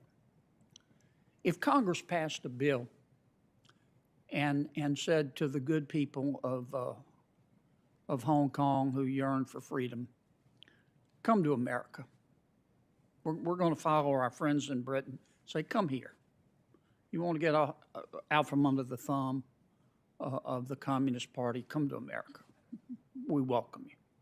Do you think the FBI and law enforcement has the ability to screen for spies? One of the criticisms of the proposition I just stated is, well, we would be letting in spies. Do you think, based on your knowledge of security, that we could catch most of the spies? Well, I yield to no one in my faith and confidence in the great work of the men and women of the FBI, but I will tell you that the Chinese counterintelligence threat is the greatest threat, certainly the greatest counterintelligence threat that we face as a country. Right. And the sheer number of what we would refer to as non-traditional collectors working on behalf of the Chinese Communist Party is something that is a massive resource challenge for the FBI. That was probably an unfair question. I'm not asking you to guarantee anything. In the few seconds I have left, and begging the indulgence of our esteemed chairman, who's doing a much better job than Durbin, by the way. Oh, he's back. The Horowitz report. Can you tell me how many people you have referred for prosecution at the FBI as a result of the Horowitz report? Well, for prosecution or for discipline? For prosecution first. Just give me numbers, because I don't want to abuse my time. Well, you know, the prosecution issue related to anything to do with the Horowitz report is in the hands of Inspector. I get it. How many have you fired? So most of the people involved in the Horowitz report are former employees. Of the ones who are current, every single one of them, even if mentioned only in passing, has been referred to our Office of Professional Responsibility, which is our disciplinary arm. Now that piece, and this is important, that piece of it, because we're cooperating fully with Mr. Durham's investigation, at his request, we had slowed that process down to allow his criminal investigation to proceed. So at the moment, that process is still underway in order to make sure that we're being appropriately sensitive to the criminal investigation. Okay. So you've had to hold up as a result of the criminal investigation. I'm sorry I went over, Mr. Chairman. And I'm sure glad you're here. Booker was just screwing everything up. Senator Padilla, and I'm sure you'll do a better job than the previous questioner. Thank you, Mr. Chairman. I will do my best. Mr.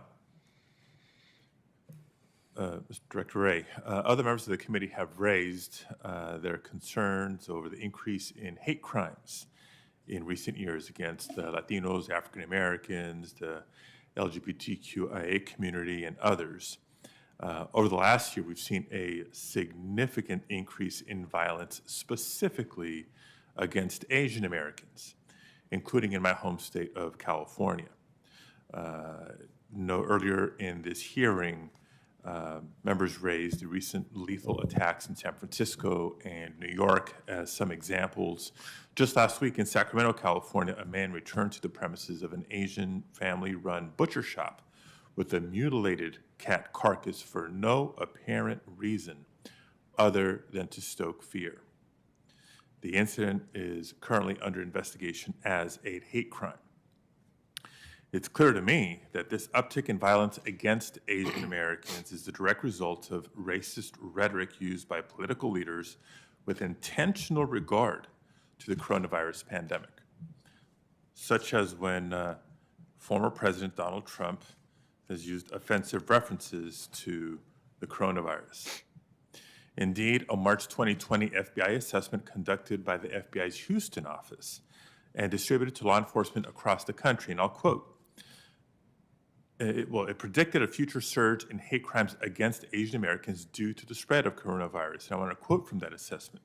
The FBI makes this assessment based on the assumption that a portion of the U.S. public will associate COVID-19 with China and Asian American populations. So I know Senator Hirono has already raised the topic, but I wanted to ask a couple more specific follow-up questions. To what extent, Director Wray, do you believe the increase in violence against Asian Americans has been influenced by reckless rhetoric concerning the pandemic? 2, what steps is the FBI taking to address the increase in hate crimes against Asian Americans And three, part of that, I hope, is an update on how the FBI is proactively working to overcome trust issues in immigrant communities and communities of color. So, Senator, let me try to take all three questions in turn. First, I want to be careful as FBI director not to start to get in the business of kind of weighing in and characterizing rhetoric, because as you know, we focus on the violence, not on the ideology or the motivation. So I would largely on that issue just reaffirm the intelligence assessment that's already been produced through the appropriate channels. On the second two questions, in terms of trying to be proactive, a number of things that we're doing. So in addition to our investigations, which we work closely with state and local, in some cases tribal and other federal law enforcement agencies, and that we have some cases we'll be able to bring federal cases, working with our Civil Rights Division counterparts, the prosecutors. In other cases, even if it's going to be a state or local charge, which sometimes may be the best charge available based on the facts, we are trying to provide forensic support, other kinds of expertise and experience to help support the state and local prosecution. We're also trying to do a lot more public outreach, which is both with the community itself, but also with state and local law enforcement. And in some cases, field offices are bringing them together, so it's a group discussion, which I think has a lot of value. We're also providing training, so we're doing a lot of training. We've done hundreds of seminars, workshops for both law enforcement and community groups, religious organizations, so forth, and that includes hate crimes training, not just for the hundreds of special agents at the FBI, but for thousands of police officers.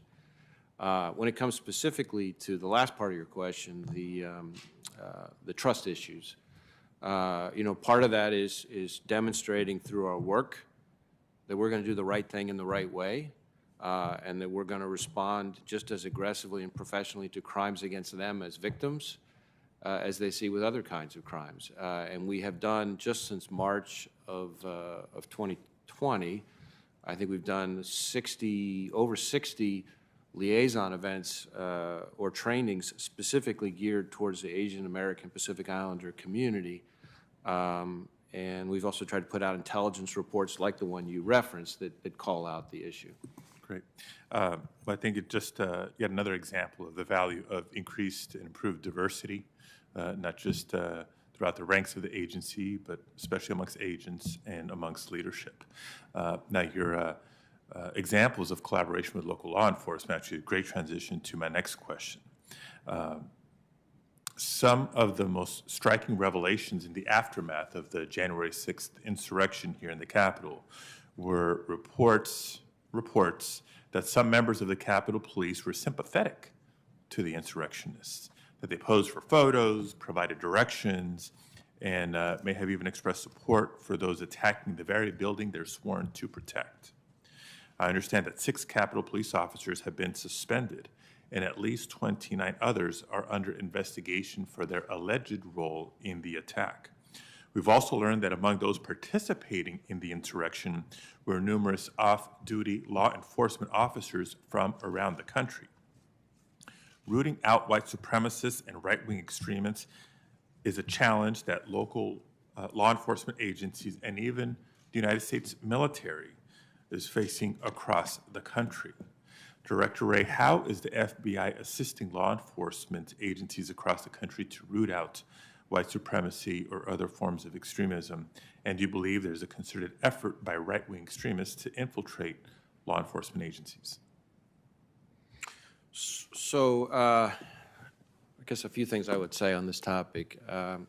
Certainly it is true that in some instances, as we're continuing to investigate the January 6th attack, there have been some instances of current or in particular former military or law enforcement who participated, and we want to pursue those cases just as aggressively as we would anybody else. We are also, though, which may go more to the heart of your question, when appropriate, referring individuals to their the department that employs them for possible administrative or disciplinary action under their rules as appropriate. We work very closely with both our law enforcement partners and our military partners in their efforts to address any kind of violent extremism that may be in their midst. We view that as, in effect, a kind of insider threat, if you will, and they do too. And I want to be clear that in my experience, and I'm dealing with our law enforcement partners and our military partners every single day, the vast majority of the men and women in uniform, both in law enforcement and the military, are brave, selfless, professional, high-integrity individuals. But when there are bad apples in the midst, we work with our partners to try to get ahead of it. Yeah, I agree with that a final statement, but the threat and the danger that those few bad apples present are to be taken very seriously, I understand. So hope to work with you possibly to develop further best practices and protocols to be shared with agencies around the country. Thank you. Thank you, Mr. Chairman. Thank you. Senator Tillis. Thank you, Mr. Chairman. Director Wray, thank you for being here, for your years of service, and for the great work that so many of the people in the FBI do every single day. Before I ask you a question, though, I think it's very important. I was the last member to leave the Senate chamber, and I observed the Capitol Police doing an extraordinary job in shepherding every single member and every single staff to safety. So I hope as they're reviewing some of the officers, we should go through a review. I hope that we're tracking their entire pattern of movement that day. I think you'll see many of them were doing, putting themselves between us and violence, and we need to make sure that we treat them fairly. But back on the rioters on January the 6th, can you give me a rough idea just of the crimes that many of them are being charged with or being pursued through investigations? Well, we're using a variety of statutory weapons. There are certainly assault charges. There are a number of charges that are specific.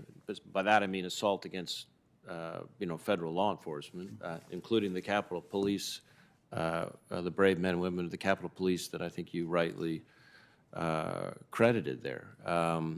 There's also various charges related to destruction of federal property, things along those lines. We are now starting to begin to see, as we've sort of taken care of the most immediate, easiest to prove, I hate to use a word like low-hanging fruit charges, but now we're starting to get more of the more advanced charges, if you will. So, we've had some conspiracy charges recently. Some of the people that are more involved with different forms of planning or coordination or preparation, and some of those charges are starting to happen, and I would expect to see that continue. Incidentally, Mr. Chair, I want to associate myself with Senator Graham's comments earlier. I think your threats are going up, and we've got to match that with additional resources. So I look forward to the committee continuing that. Would you see any difference between the charges, the investigations that you're pursuing in the events on January 6th and charges that should be pursued against federal buildings and federal law enforcement officers being harmed in Seattle or Portland? Are there active investigations for either of those two events, and would they be treated any differently? As I think said in response to an earlier question, we are equal opportunity.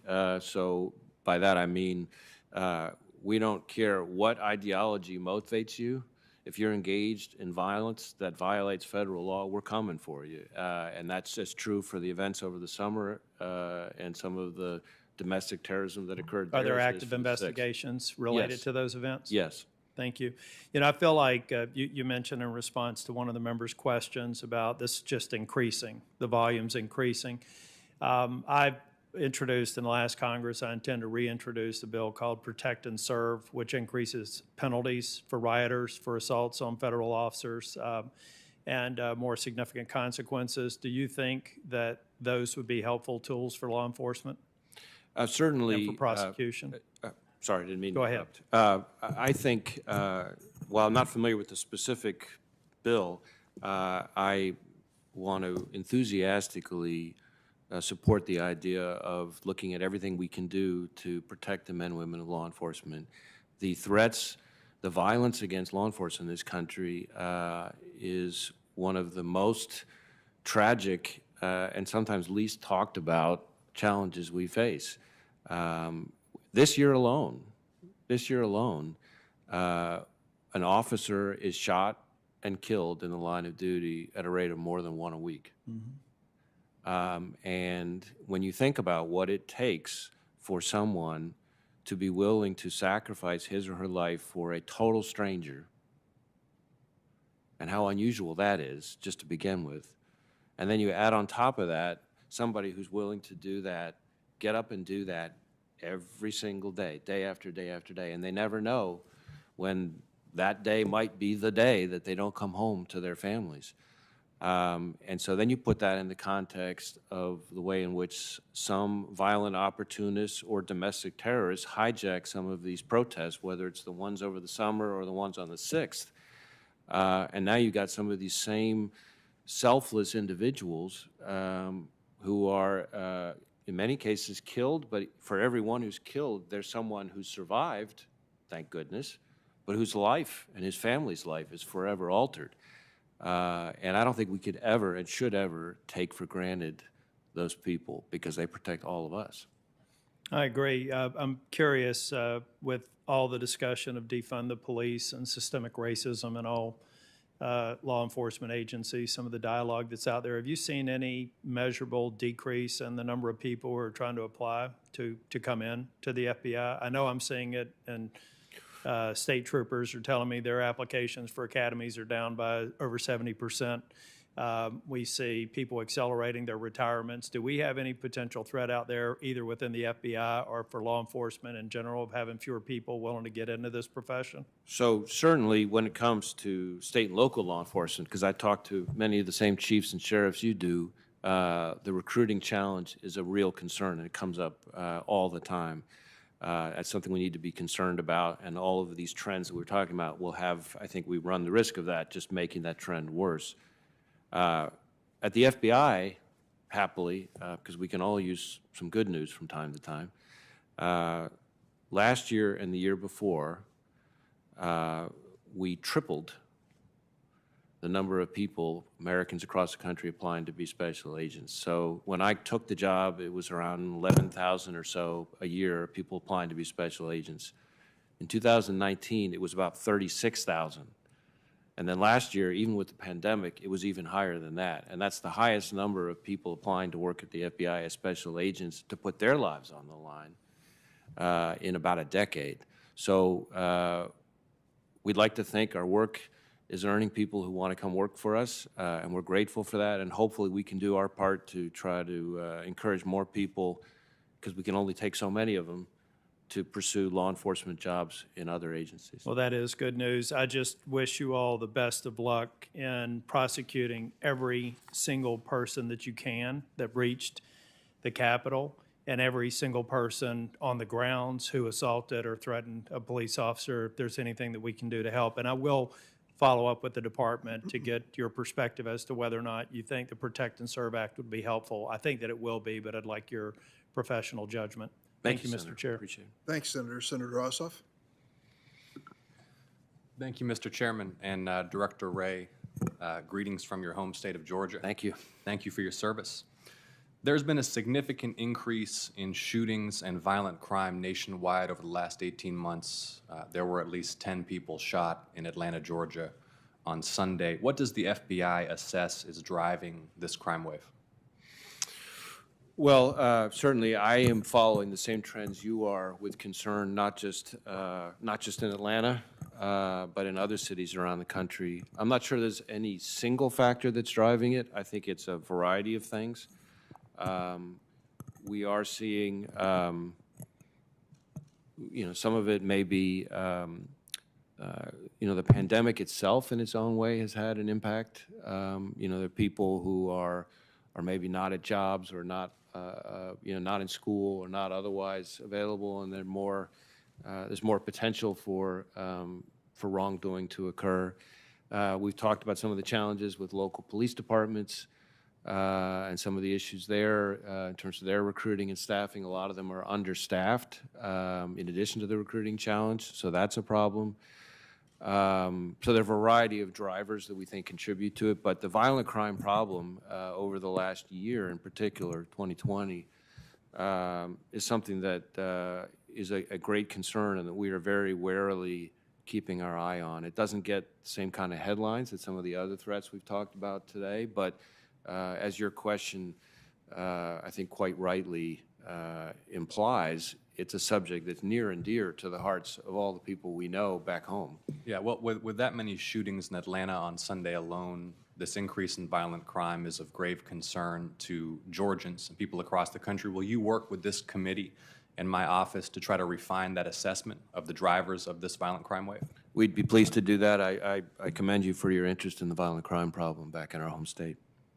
Appreciate that, Director Wray. Next week will be the first anniversary of the shooting death of Breonna Taylor, a young woman who died when police officers in Louisville, Kentucky, entered her home with a battering ram, executing a no-knock search warrant connected to a narcotics investigation.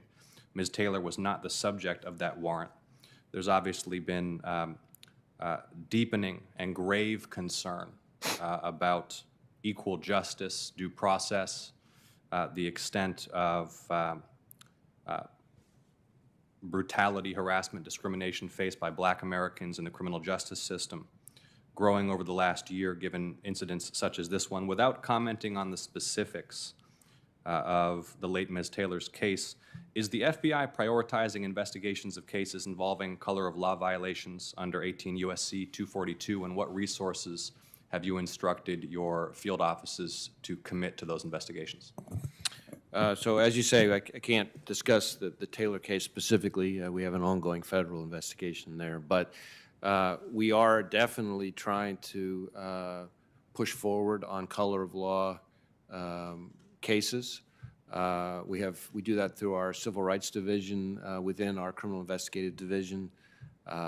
We are, in addition to the investigations we're pursuing, and we have quite a number around the country, we are also trying to contribute by doing different forms of training and outreach to state and local police departments so they understand better kind of where the lines are and where we fit into it.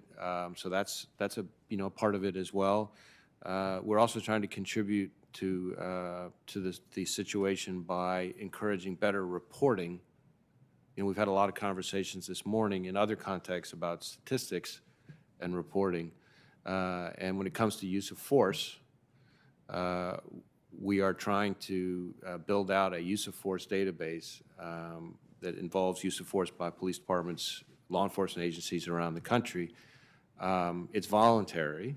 We can't mandate all these local police departments to provide the information, but we are doing a lot to encourage them to submit their data. And my pitch to them has been, we're going to be talking about these issues no matter what, and we should all want the conversations to be based on the actual facts and the actual data as opposed to what some random person thinks the facts or data are. And so we are now reached one of the thresholds where we can start doing some of the reporting related to this effort.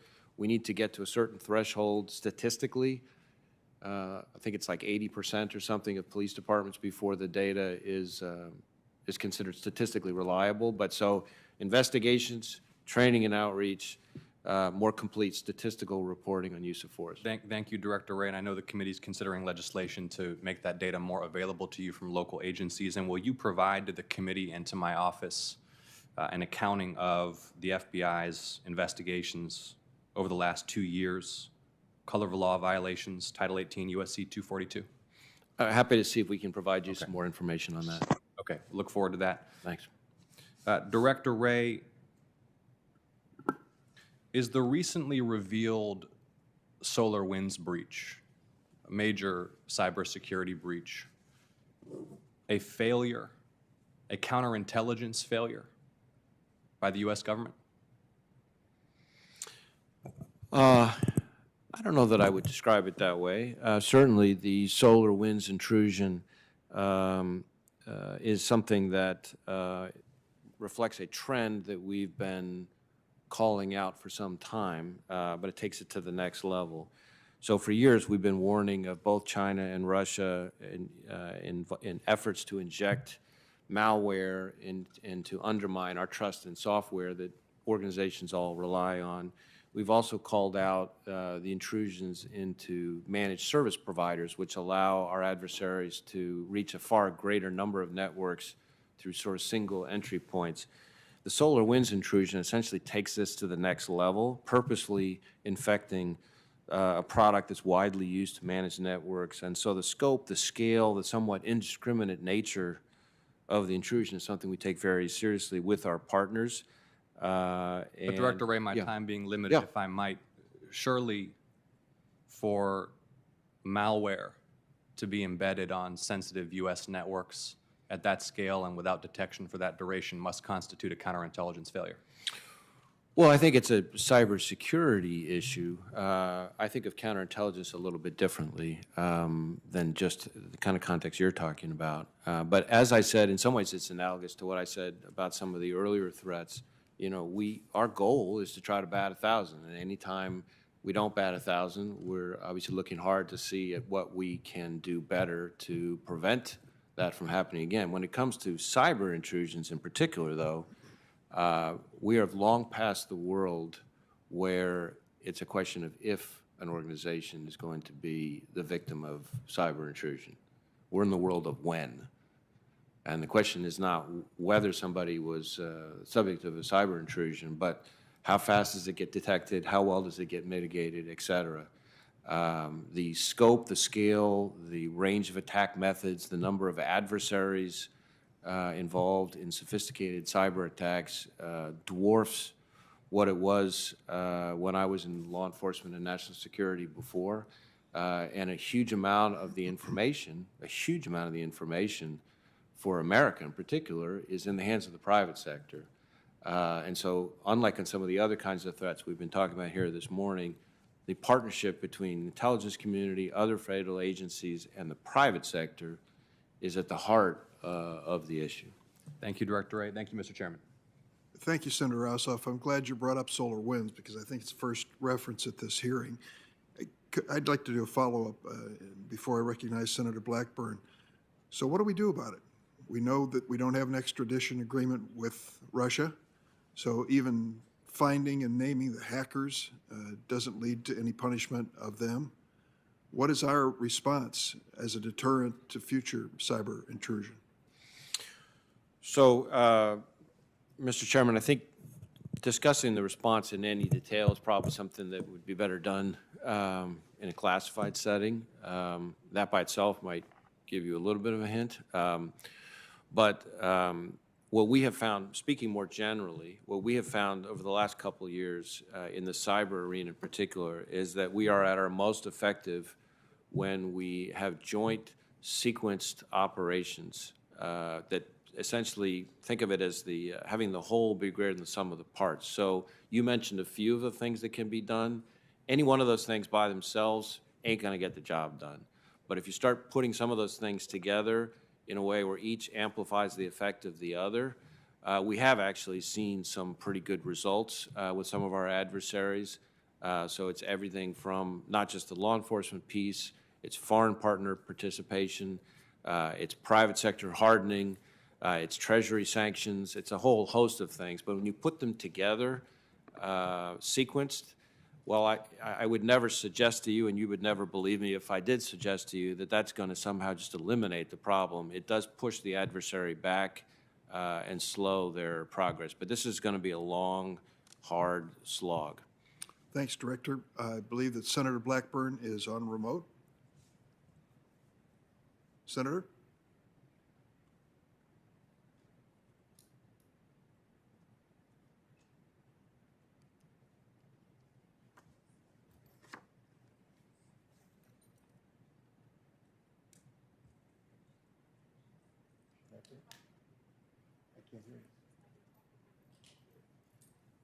Technical difficulties. I want to, she's waited patiently, so I'll give her another minute. See if that helps. Yes, Mr. Chairman, I'm here. Okay, Senator, you have the floor. Oh, thank you, sir. I appreciate that. And yes, I think I don't have enough bandwidth. Something's wrong with the video transmission. We'll just go with audio.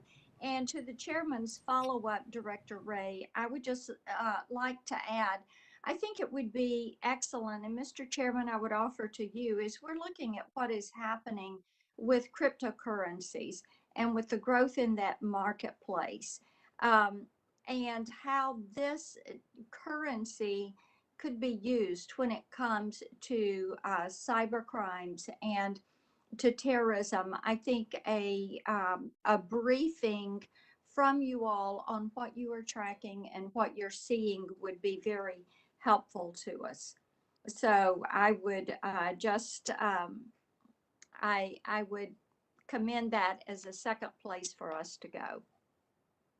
And Director Wray, I want to say thank you to you for being here, and thank you to the FBI and the U.S. Attorney's offices in Tennessee for the work they did after January 6th, tracking down and catching the rioters from Tennessee that had taken part in those activities. And there are a lot of questions that still remain. One, and I know Senator Kennedy mentioned this, but the National Guard and the timeline that was there. I'd like for you to speak to that, if you can, the day of timeline, because I understand that Mayor Bowser spoke with the Secretary of the Army twice, at 1:34 and at 2:22, and with Chief Sund.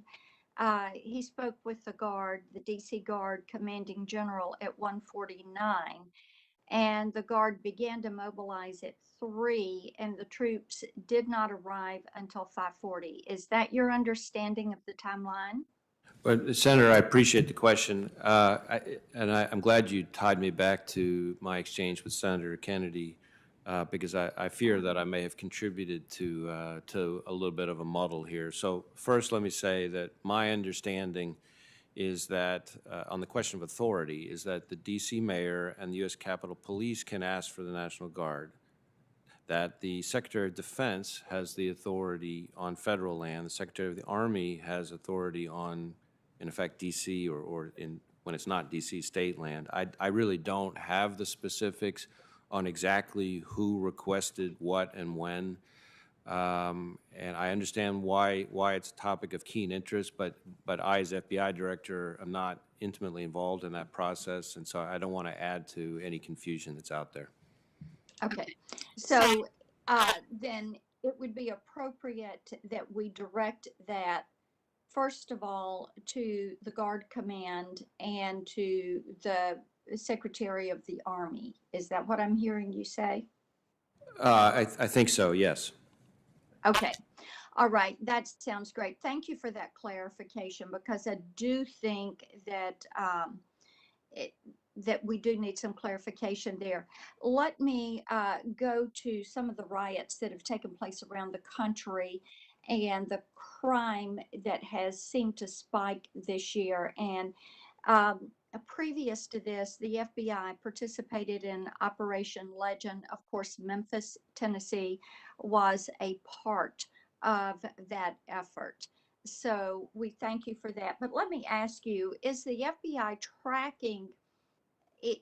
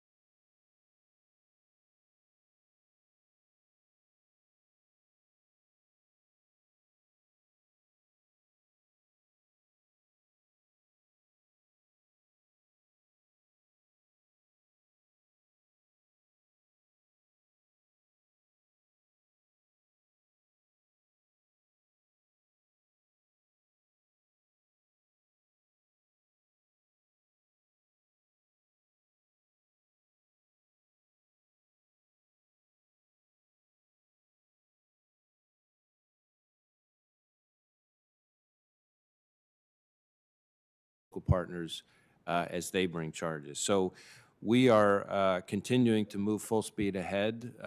We've increased significantly the number of investigations into the kind of activity you're describing, and we're going to keep at it. Thank you so much. Thank you, Mr. Chairman. Thank you, Senator Blackburn.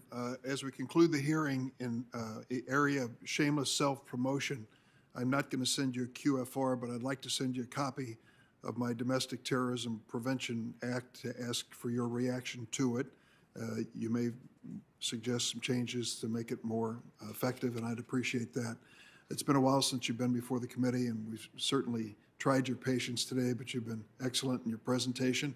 And I just want to thank you and the men and women of the Federal Bureau of Investigation for the sacrifices they make to keep America safe. This meeting of the Judiciary Committee will stand adjourned. Thank you, Mr. Chairman.